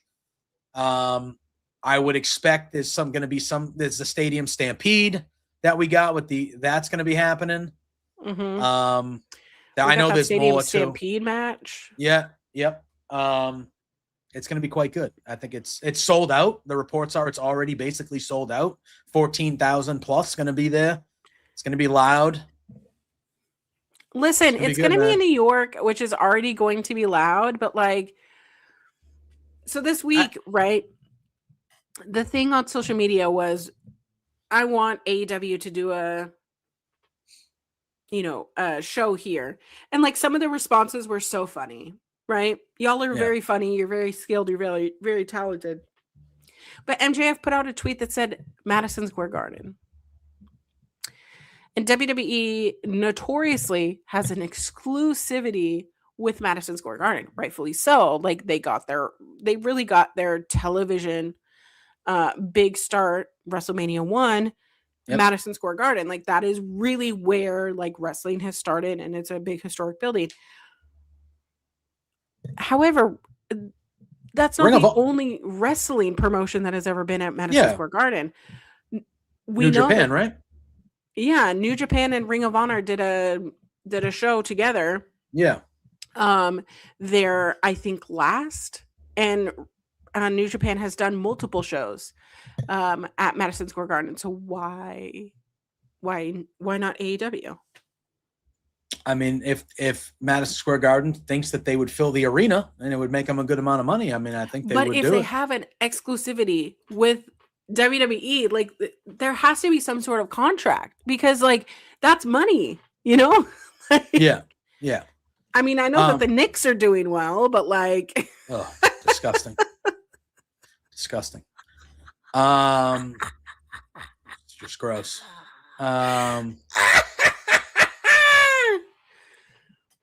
Yeah. I don't think that those Knicks games during the season were full. Probably, I don't know. I feel like the New York fans are passionate about the Knicks because they've been so shitty for so long. So it's kind of that's true. Like that. I went to a Knicks game one time. It was back when Jeremy Lin. Do you remember? Oh, Lin Sanity. Lin Sanity was out. Yeah. And I went to so many fucking games living in New York City that I was spending money I did not have. I was going to the negatives into my bank account for just Jeremy Lin. Yeah, just to go watch a crummy basketball team. Yeah, it's a bad basketball team. So what a time to be alive. I don't advise that, people. A time to be alive. There's a picture of me in why was I wearing a Knicks? Who was I dating? Why? You got to tell me. I don't know. Was it an Allen Houston jersey? But I was wearing like a Knicks windbreaker, and there's a picture of me just in Madison Square Garden, like just so excited to be there. And like I've been to like the United Center where like the Bulls played and won many championships. Like, of course. and like I love being in these historic arenas, but like Can't relate. There's so many things that happen in Madison Square Garden. I've been to concerts there. Like I've been to wrestling shows there. I've been to basketball games. I've only been to Madison Square Garden for one event, and it was a Survivor Series where The Rock and John Cena teamed up against The Miz and R-Truth. And that was the night that Zack Ryder got the biggest pop of the night. Because Dolph Ziggler did an open challenge for the U.S. title, and everybody wanted to be Ryder because that's when he was blowing up, and it was John Morrison, and poor John Morrison got his ass booed that whole match because he wasn't Zack Ryder. And then Zack Ryder came out after to attack Ziggler, who was beating up Morrison, and that pop for Ryder was louder than The Rock's pop that night. Insane. And The Rock cut a post-show promo in the ring. And the crowd was chanting, "We want Ryder" and that was The Rock's first match back because he was going to fight Cena at the following Mania. And so they teamed up at that Survivor Series. And that crowd was chanting, "We want Ryder," while The Rock was cutting a promo post-show. That's how hot Zack Ryder was at that time. And Vince hated it and never gave him really the shot that he did because God forbid you get over on your own. God forbid. I get you over. Anyway. But yeah, that happened. Interesting. That's the only time I was ever at Madison Square Garden. I've seen a ton of wrestling events at the Brooklyn Arena because they went. Which is a really nice arena too. Oh yeah, very nice, very nice. But interesting. Yeah. I mean, will we ever see an AEW? Show at Madison Square.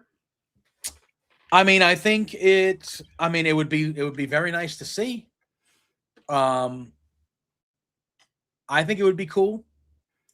I think if they have they clearly have a good showing of ticket sales for this. I think that just proves AEW has proven that they are not afraid to repeat venues every year. They were in Vegas for 5-6 years in a row for Double or Nothing. I think it's a good thing that it got out of Vegas. New York sold out pretty quickly. So why, if you got 14 grand that quick and you build it with some build, why can't they do Double or Nothing in MSG next year?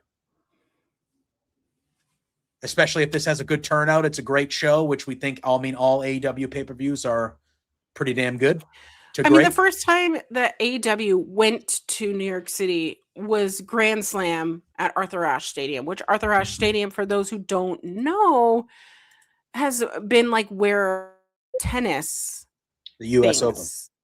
Yes, the U.S. Open. Thank you. I don't know tennis, people. I don't. I love me some tennis. The U.S. Open has the night matches. So like on the East Coast, there's like a good tennis match that starts at like 9. And if they're good, I've watched like 5-hour marathon tennis matches till like 2 a.m.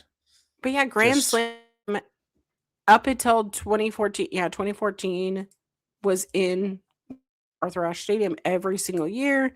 They've had a couple different shows at the Hammerstein Ballroom, right? That's the Manhattan Center for those who don't know. This is like the third place, right? Because everything else has been Hammerstein. Yeah, what's is it like Memorial something? What is it called? It's called it is. I've never heard of the arena. This is in Queens, so it's it's in New York City. Louis Armstrong Stadium. That's okay, Louis Armstrong. So is it a concert? It's a stadium. I don't know how big. Obviously they got 14 people going there. 14,000, 14K going there. But Louis Armstrong, am I crazy? Am I being dumb right now? But isn't Louis Armstrong a musician? Yeah, right? He's the guy with the voice. He's the guy with that famous voice. Is he not? When skies are blue. That guy, right? That was pretty good. I know you're Yes, thinking. but I know it what you're is thinking. Like that another. was pretty good. But it was he all? Yeah, right. Am I crazy? Sorry, that's so funny.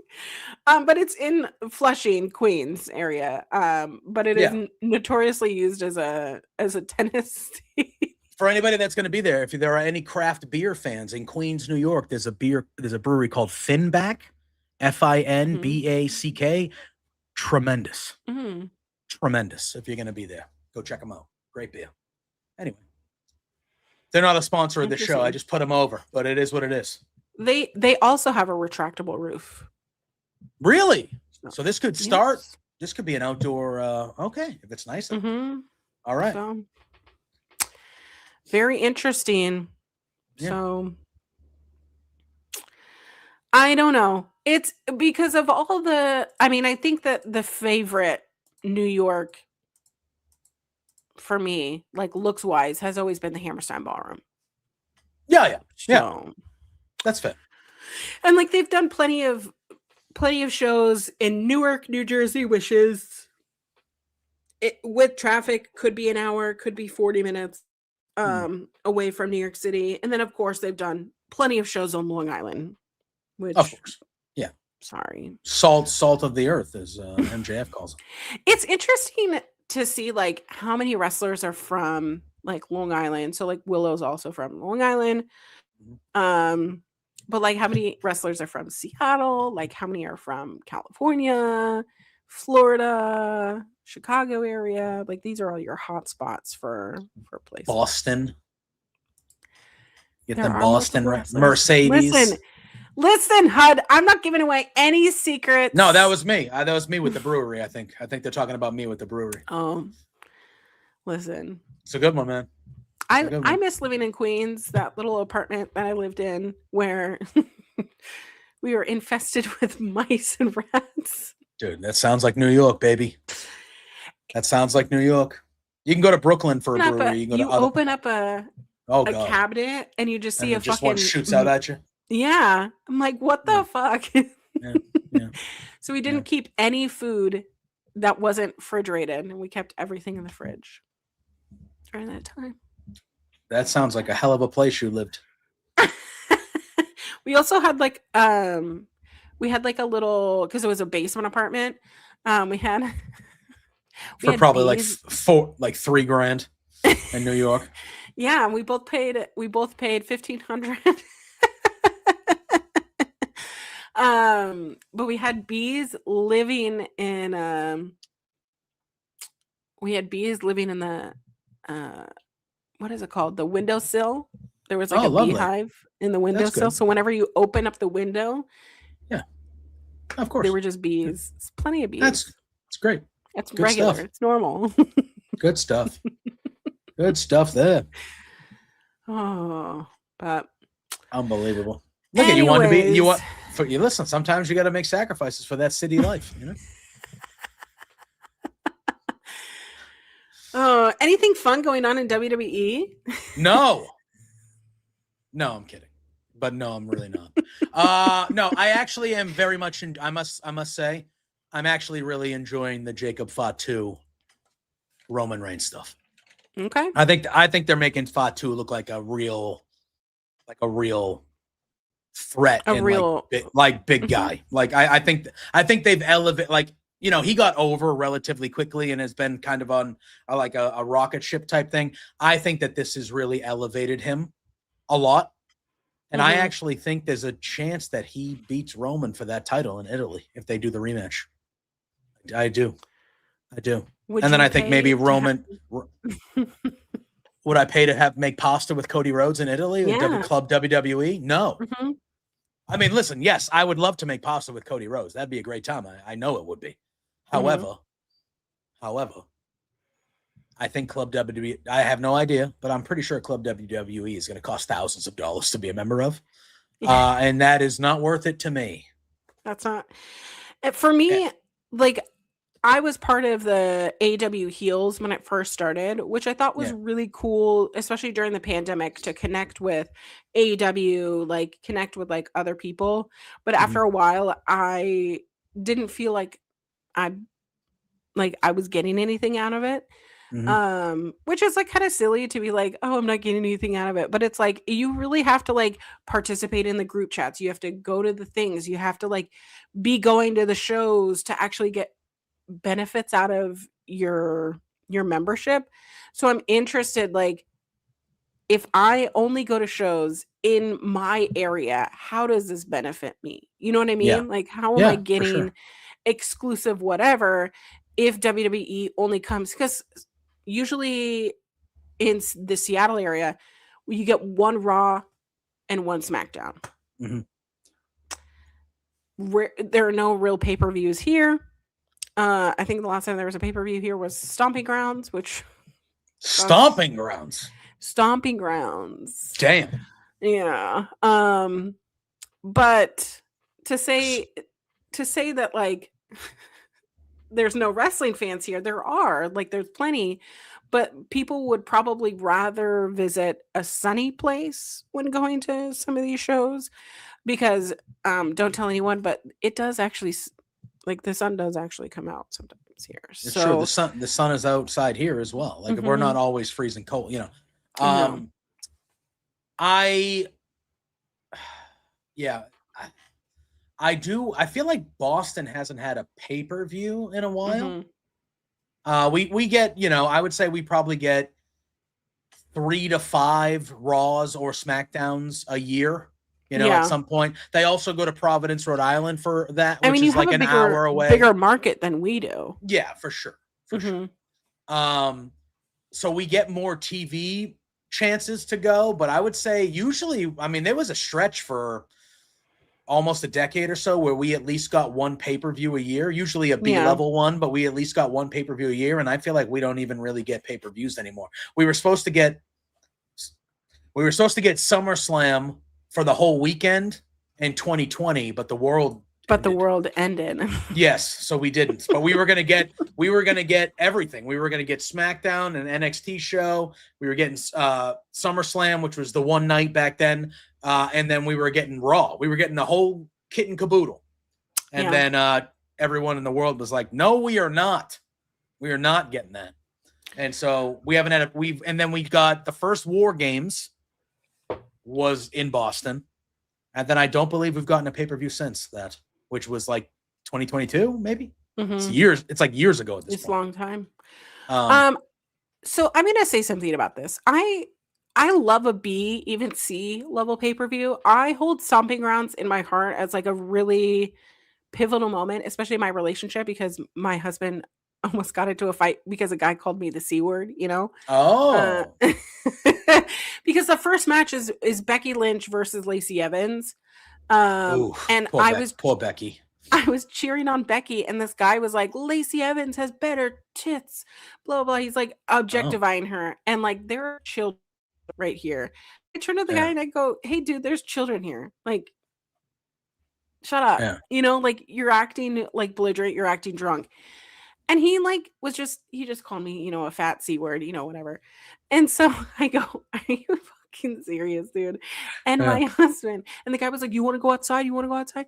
And my husband just like was like, you know, we don't have to go outside. We can handle it here, you know, whatever he said. And I was Yeah. like, oh shit, okay. Hey. Yeah. Yeah. But it was one of those things of like, it was literally the first match, and this Yeah. guy is already that drunk. I But went I to resent this yeah. because there was a cage match of Kofi Kingston versus Dolph Ziggler, and I fucking love that match. I stand by that match. It is bar for bar. Like, it was a great feud between Dolph and Kofi Kingston. Yep. You cannot tell me that Kofi, like, literally fighting for his life against that dickish heel Dolph Ziggly Poof. I love Come on. Dolph Ziggler. I love Dolph Ziggler. Um, We also got Bailey so versus Alexa Bliss, which was really great too. That they did not give enough time to. yes, But I I digress. oddly enough, I went to a Raw one time in Boston, Mhm, and they mhm, they used to tape. They might still, but they used to tape main event matches before Raw. mm, And the main event was mhm. Dolph Ziggler versus Kofi Kingston. and it was without question the best match of the night. Oh my God. Like the crowd was going ape shit for those two guys. It was so good, and not one match on Raw lived up to even couldn't light a candle to that match. It was That's always how unbelievable. I felt about the Cruiserweight Championship, because I was Yeah. always like, this is the best match on the card. Why is it on the Yeah. pre-show? Why? Yeah. Yeah. What are we doing? Yep. Yep. Ugh. Yeah. I will say last night, Mhm. no, not last night, Friday night, Gunther fought Royce Keys one-on-one, and that was a treat. That was a treat. I enjoyed that match. That's two big boys going at it. That's my style of match. However, I will say that SmackDown is a giant pile of dog shit. Why is it so It is bad unwatchable right now? It is almost unwatchable. And I thought this past Friday's was like one of the good ones compared to what we've been getting. And when I say one of the good ones, that is on a scale. That is on a scale because it was pretty awful. Okay, I Pretty just want to awful. know, like, It's going back to 2 hours soon, which I think will dramatically help it. Will dramatically help it. They have 3 hours, but how come the only thing that people I've seen on social media is this stupid gingerbread bullshit? Well, that Why- ended at the pay-per-view, thank God. But like, you know what I mean? It's like Yeah. there has just been so much like overarching like storylines that we have been starting to develop, like Cody Rhodes, Gunther. starting this whole feud now with Gunther, which I think that Gunther is going to beat Cody Rhodes. He should. He should. But like Trick Williams getting a really big hometown win. Yeah, like, that was amazing. And the entrance, the hometown entrance, that guy, holy moly, man. There's no way you can't watch. Yeah. Yeah. Mm-hmm. Yeah. Are we getting a Jade Cargill feud versus Charlotte? That is a big time match that they have in their pocket. It seems like they're going that route. It feels like we're going to do some sort of 6 women. I mean, Rhea's teaming up with them at Saturday, because there is a Saturday night's main event next week as well, a week before their pay-per-view. Okay. We get to talk about that next week. Yeah. So this, okay. And this is where, because they did this, they started doing this last year too. You want to do Saturday night's main events once a quarter? I'm cool with that. Yeah. Why are we booking a Saturday night's main event a week before a pay-per-view? Because what other stories are we telling? Because it's 2 weeks until the Clash. So we got the Roman Jacob thing, which is probably going to happen there. We got the Cody Gunther thing, which is going to happen there, and that's fine. Right. But like, now you're in a situation where there's 2 weeks until a pay-per-view for you, which is 3 weeks after Backlash. Right. So there's not, you had Mania, then it was 3 weeks to Backlash, 2 weeks to Saturday night's main event, and 1 week to Clash. Like, that's 4 shows in the span of less than 2 months.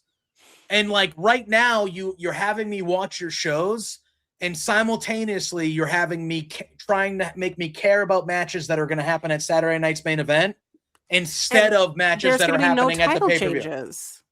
Because there are never title changes. The 2 coolest things that have happened at a Saturday night's main event, not coolest, but like biggest things, was the Cena retirement, obviously, and when Kevin Owens package pile drive with Cody Rhodes. Those are like the 2 standout Saturday night main event moments to me of the current run. And I can't tell you what Raw was, because I don't think I can remember what I watched. Raw was fine. Raw was fine. The ending sequence with Jacob Fatu, he like murdered Roman and the Usos. That was awesome. That was awesome. The Braun Breaker Seth stuff, I'm into. Still into that a little bit. Yeah. I just think Raw, Raw to me is an overall like a mid show, but it has. We also had the moment with Asuka and Io. Yes, that was great. Yeah, the backstage thing with Asuka and Io was really, really good. Yeah, again, I'm just kind of like, there's things I like on the shows, but like I feel like they just haven't put together like a full great show in a while. I thought Backlash was the closest thing to a really good show that we've gotten from them in a good chunk of time. Chunk of time. Well, but we have lots to talk about next week. So I was gonna say, did you watch the Ronda Rousey fight last night? I heard it was like 17 seconds. It was very quick. Very quick. I'm pretty sure a Roman Reigns entrance is a little longer than that. Yeah. Yeah. Well, I mean, a Roman Reigns entrance is longer than most of the matches that happened last night. But again, I'm not big into the MMA world, but it was free on Netflix, so I kind of had it off to the side. You know, they started. The best? Yeah, that match started, and within 10 seconds, she got her in an armbar, and the other one tapped out immediately. And Ronda Rousey made over $2 million for that, and good for her. I mean, for 17 seconds of work, hell yeah. Brother, if you could sign me up, I would do a lot of things for 17 seconds for $2 million. I do have to say, like there were a lot of people like giving Ronda Rousey shit for like the things that she was saying, like in the interviews and everything leading up to this, of like how cocky she is. You know, crediting all of these things to her, right? Not 100% like she's lying, though. She's not. I mean, people are saying that, like, oh, you know, this was totally rigged, or you know. But have you never watched an MMA? Like, they don't usually go 10 to 20 minutes. Like, this is not. Exactly. And Jordan just said it. Like, at her height in MMA, what we saw last night happened multiple times when she was fighting like real, like Gina Carano was a good fighter, but she hasn't fought in almost 20 years. In a long time, yeah. So like, what did you, this was basically, hey, Ronda, you were the biggest star we've ever had, male or female. Literally, you and Conor McGregor are the two, but like they're the two, you're the biggest star we've ever had. Your last two fights you lost, and it was an embarrassing way that you kind of left and all this stuff. And this wasn't UFC, but it was like, hey, come back, have one like fight where we get to give you your flowers for how good you were, and you retire and you can feel good about yourself and go away type of thing. That's what that felt like to me. But it's the thing of like, Ronda Rousey is also an Olympic athlete. Like, she is at a completely different level, and she maintains being at that fucking level. Yeah. And I like, regardless, like, I think that her as a person is kind of like not interesting to me. Yeah. However, like, you cannot deny that like Ronda Rousey is not an attraction in a very male dominated world. 100%. There have been other great, obviously, like the girl who beat her in her last, Nunez, one of the all-time greats. Yeah. Like there's been other great women MMA fighters, like all-timers, but none of them even come close to how popular and how big of a draw Rousey was. She was, if she was fighting, you were ordering the fight, even if you didn't. I don't watch MMA regularly. Right. I didn't pay for those pay-per-views back then. But when Ronda Rousey was fighting, I made sure I was either ordering it or I was somewhere where it was going to be on, because she was must-see. Because she was just whipping the crap out of these people in 20 seconds. It was the same thing as and again, I was a little younger, but like Mike Tyson in his heyday. Mike Tyson would be getting in there and knocking people out in the first round, and you had to see it. It was some like, holy crap, this guy is crushing people. And Rousey had the same effect. It really is like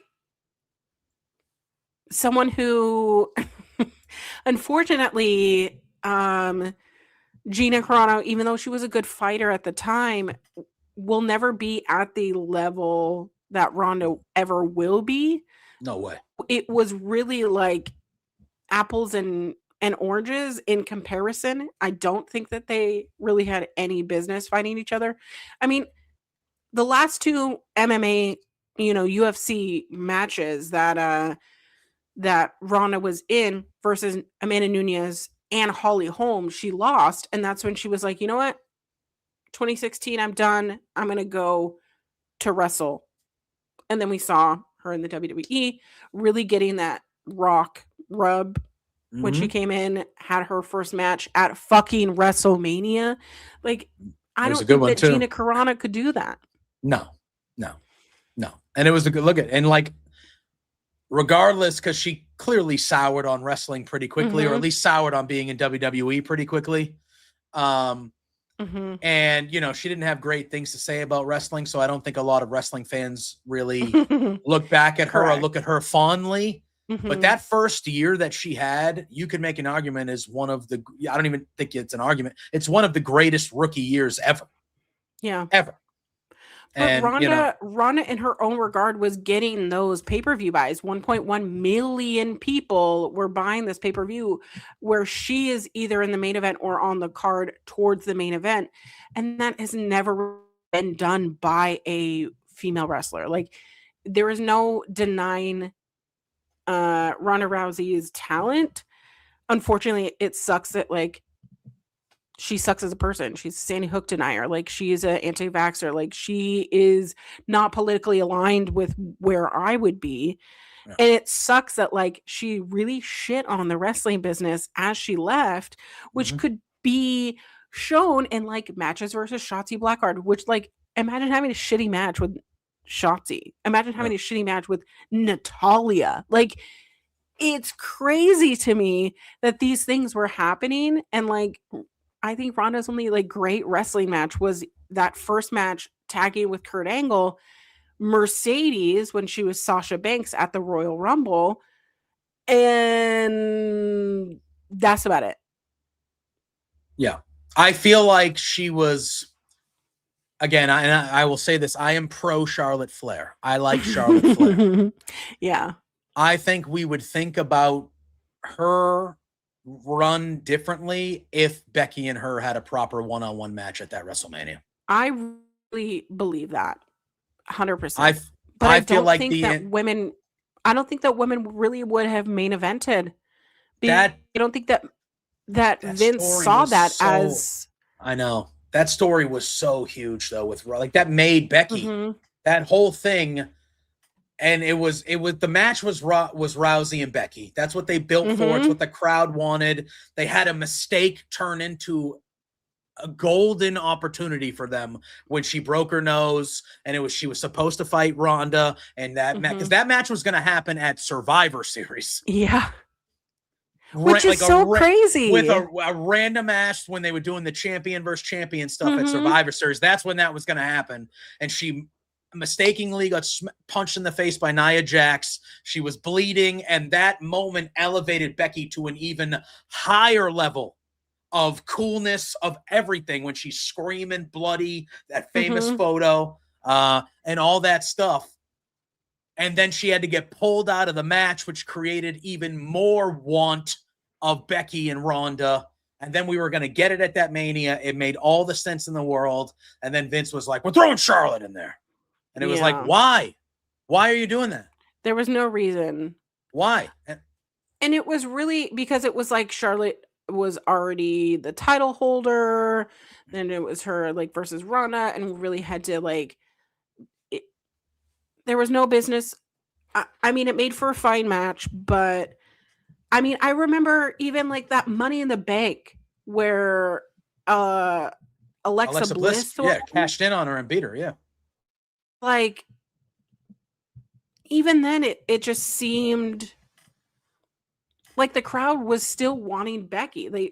They've always been wanting Becky, and Becky getting cheered in matches where, like, she wasn't winning, like the crowd really was into this. And I just wish that, like, things had played out a little bit differently. But how they were handled is, I guess, fine. But Ronda really did change the landscape of UFC.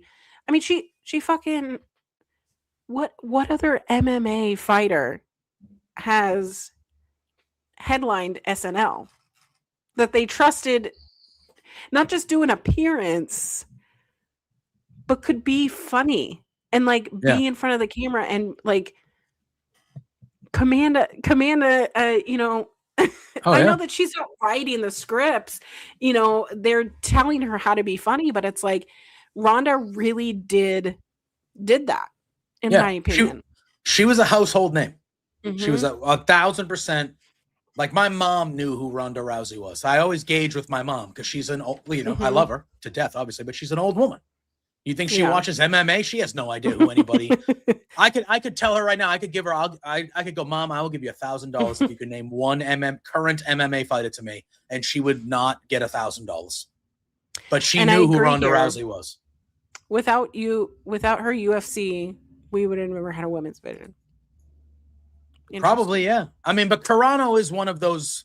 Carano was one of those ones that if she had the presence and the personality and just that extra thing that Ronda did have, Carano could have been Ronda before Ronda. But she just didn't have everything that Ronda just came and it was like the perfect storm of like, holy crap, she's dominant. She's a badass. She's got gorgeous, a personality. I was gonna say she's beautiful. She's just an Olympic medalist. Like, she's the epitome of everything. And that was right at the time where MMA or UFC in particular was like getting popular, and it was about to burst.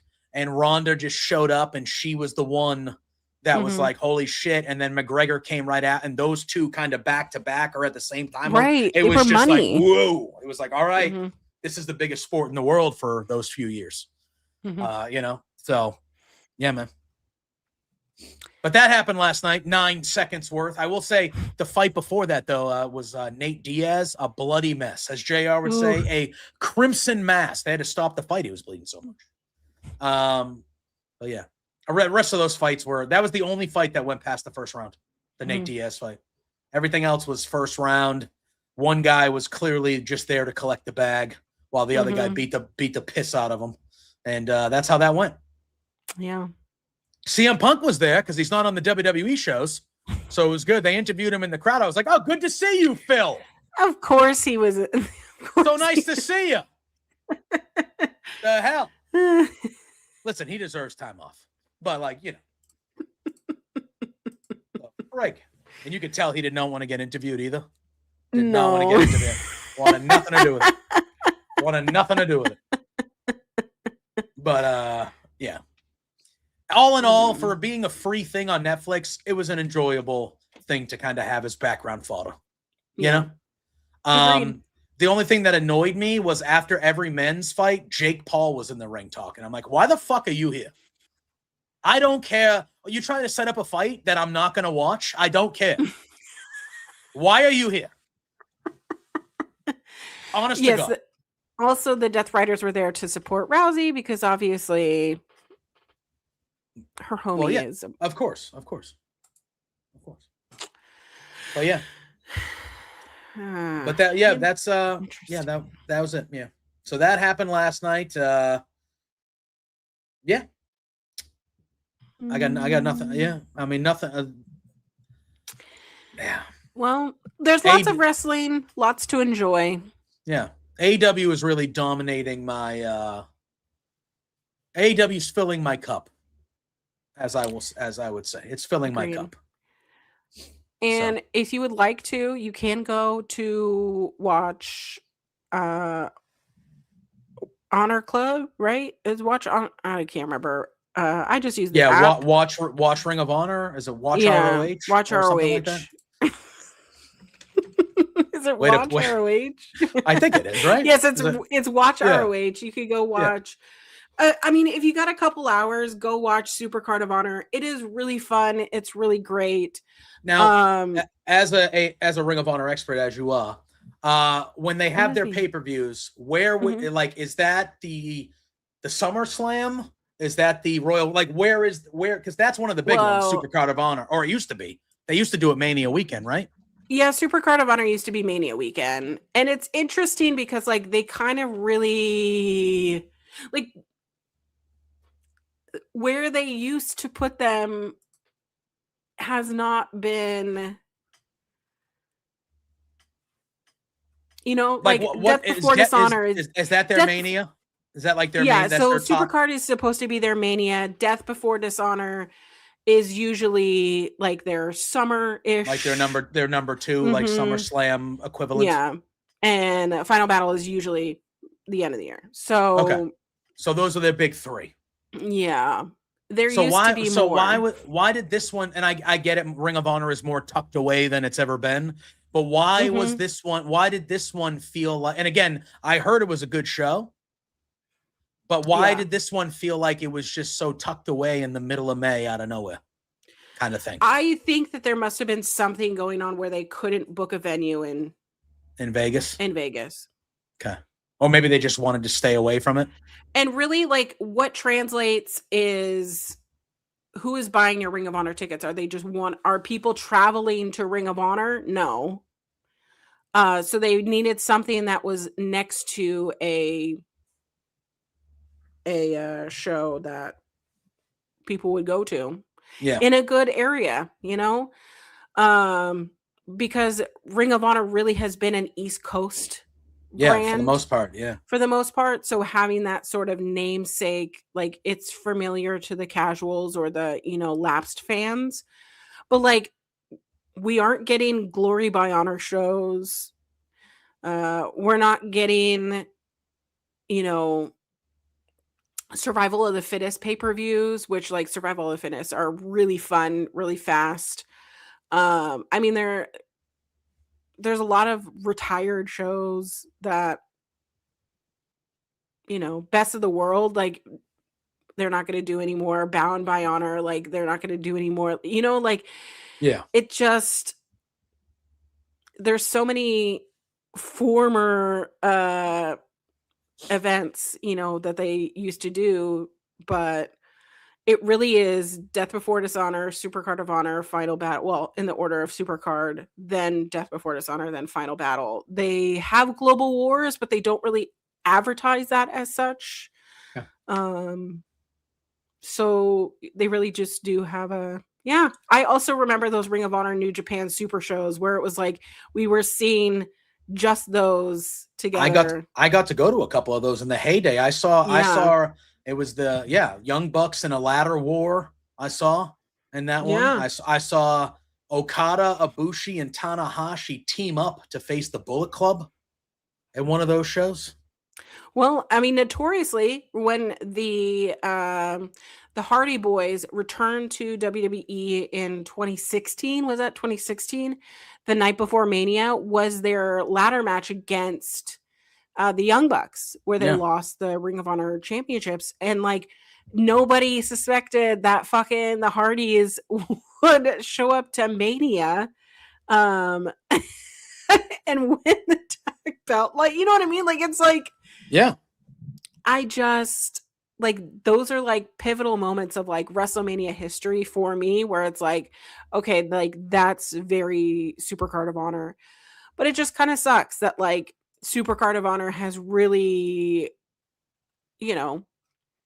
it's not, I mean, they've notoriously been in, April or March because of Mania. And I will tell you, last year's Supercard of Honor was the day before All In.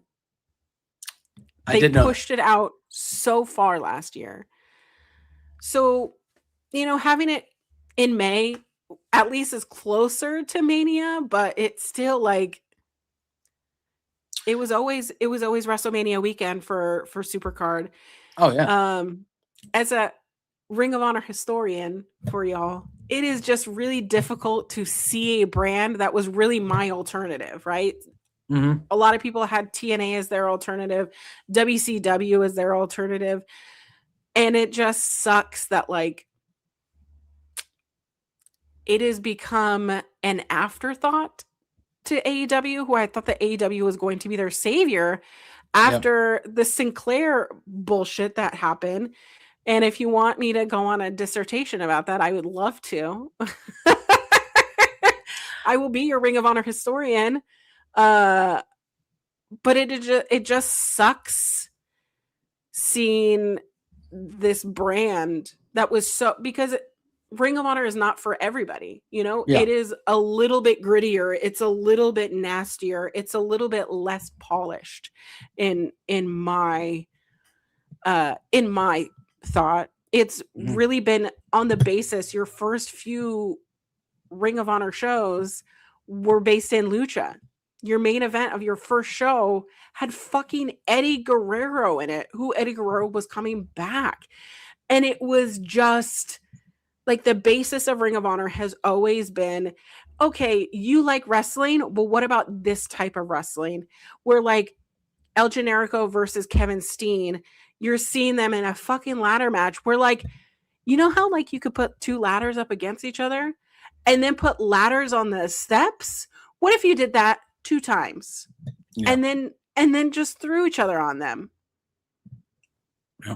What the fuck are you talking about? This is crazy. And like that would never, like at the time, that really would have not been allowed in WWE because they were polishing up their PG era, but no one's holding down those, you know. Yeah. Like no one's telling you can't do that. You're having your pure rules, like, which I love a pure rules match, which Josh Woods versus Nigel McGuinness. Go out and watch that because it was just Nigel McGuinness, who is your best pure champion, in my opinion, next to Lee Moriarty, in my also opinion. But it's the fact of like you have wrestling and then you have stipulations that make it harder. And how will they thrive and how will they survive? So that show that I went to was in 2016. Okay. It was All-Star Extravaganza. It was the show. Oh, I miss an All-Star Extravaganza. So that, and the world title match was Adam Cole defending against Michael Elgin. Boo. That's what happened. Yeah, we don't like him. Earlier in the night to open the show, Bobby Fish fought Dijak, who's a local guy from Worcester, Mass, for the Ring of Honor TV. No, what was it? What was the mid title? TV title?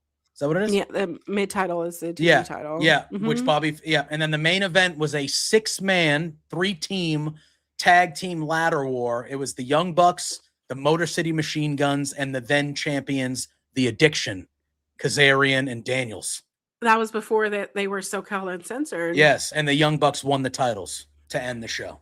Oh my God, what a fucking cool show. Yeah. Oh my God, there was ACH in there. Yeah, ACH was there. Dragon Lee fought on that show.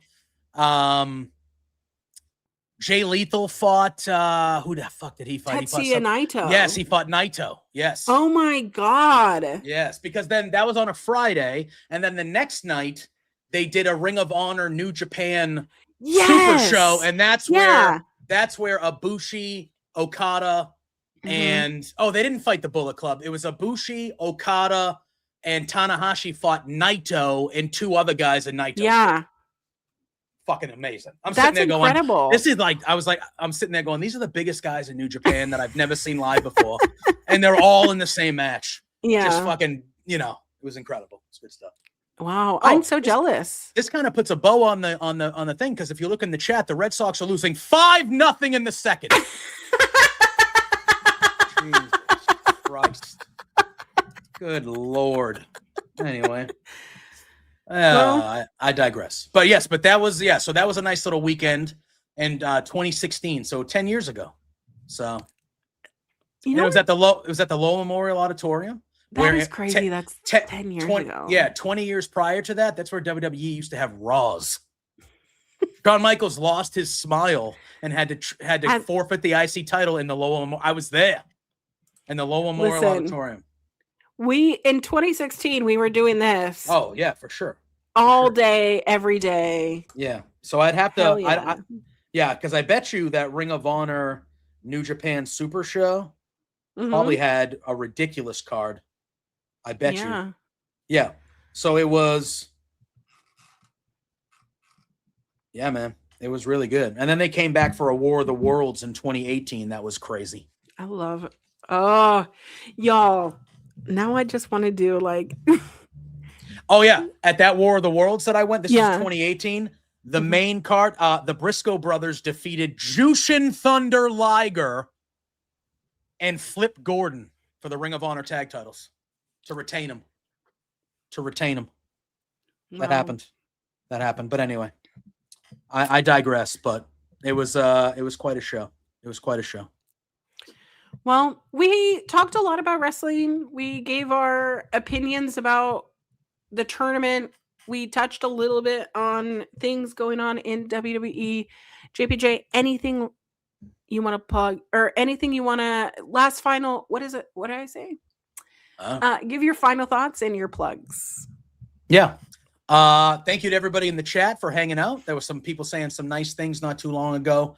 As well in the chat. I very much enjoy these Sunday afternoons. There was a lot of stuff to talk about. Next week, we'll have even more stuff to talk about as we're ramping up to the Double or Nothing show that evening and Saturday night's main event. And we'll be a week away from a WWE pay-per-view and all this stuff. My final thoughts are my baseball team stinks. And I'm going to go get a little day drunk with the lady. It's 85 degrees out there. We're going to a place called the Sunset Club. It's like an outdoor beachy vibe. We're going to have some cocktails and I'm going to have some fish tacos and I'm going to enjoy my afternoon. You can watch me Thursday nights, 8 p.m. Eastern on Love Wrestling with Pluggo, my man, doing Between Two Beards. Obviously, you can catch me every Sunday here doing this coast to coast. And you can follow me at JPJ Loves Gaming. I go on Twitch a lot and be on the lookout because I do some stuff with Body Slam and there might be some more stuff coming down the pipe. Whatever it is. Whatever. But yeah. So thanks for hanging out with us, guys. Appreciate it. You can find me anywhere there's social media _queer auntie. I'm lurking. I'm having a slow June because of health reasons and I'm moving. If you would like to help out with my moving costs, you can go to my pin post on Twitter and donate to my GoFundMe. Everything has just really been put into that fund for moving because we have to use movers and you guys know that that's fucking expensive. And I forgot to mention, guys, last night I looked at my dog's mouth and he chipped a front tooth. Really? Yeah. That's not good. I know. So that's fun. It's not fun. So of course, any donations are welcome. I am going to have 8x10s out there. So if you want some signed 8x10s, those should be coming any day now. So I'll be able to send those out. Support your auntie trying to do bigger and better things. We went and signed our lease for the place. The place is so nice and airy. And hell yeah. I won't have neighbors that That's have nice. parties. I didn't tell you. The guy accosted me the other day while I was walking the dogs. And he goes, "Hi, my name is Brody." Oh, Brody. He finally introduced himself. And I go, "Oh, you're finally introducing yourself after 8 months." It's been since September that they've been having these parties on a Tuesday, on a Wednesday until 3 a.m. doing karaoke. They caused a small brush fire out here because they threw their cigarette butts off the balcony. Nice. So I was like, well, that's interesting that you are finally talking to me. And they go, yeah, we got like a massive fine. And, we wanted to make sure that like we're squared away and there's no bad blood. And they go, oh, there's bad blood. Oh, bad blood. Yeah. Well, I mean, you're leaving, so whatever. So can't wait to get out of here. Can't wait to be in a safer situation that I don't feel like they're watching my every move. But feel free to support the GoFundMe and support my shop. I have a couple things up there as well. And this is Fightful Overbooked. Every little thing is not gone unnoticed. So we do appreciate you guys showing up every single week. This is the place. Fightful Overbooked is where you'll find In the Weeds Monday through Friday. Jeremy Lambert, you got Joel, you got SB3 holding the fort, doing their cute little rotation, talking about wrestling every single day, talking about all the comings and goings of what's going on. And then on Fridays you have coexisting with Rob and Maggie. And Sure do. they also talk about all the fun things that we talk about and any and everything. They just do it in a different way. And we have our little flavor flav. And you guys show up every Sunday for Coast to Coast. So thank you so much. I very much appreciate it. Because if not, I would just be talking to JPJ. Which would be a great time. Sounds fun. Which would be a great time. Which would be a great time. But you guys, be good to each other. Be kind. Don't throw your cigarette butts out on the grass. And we'll see you next week for our Double or Nothing preview. And I guess Saturday night's main event. Review. I'm sure it'll be fucking riveting. Love you guys. Bye.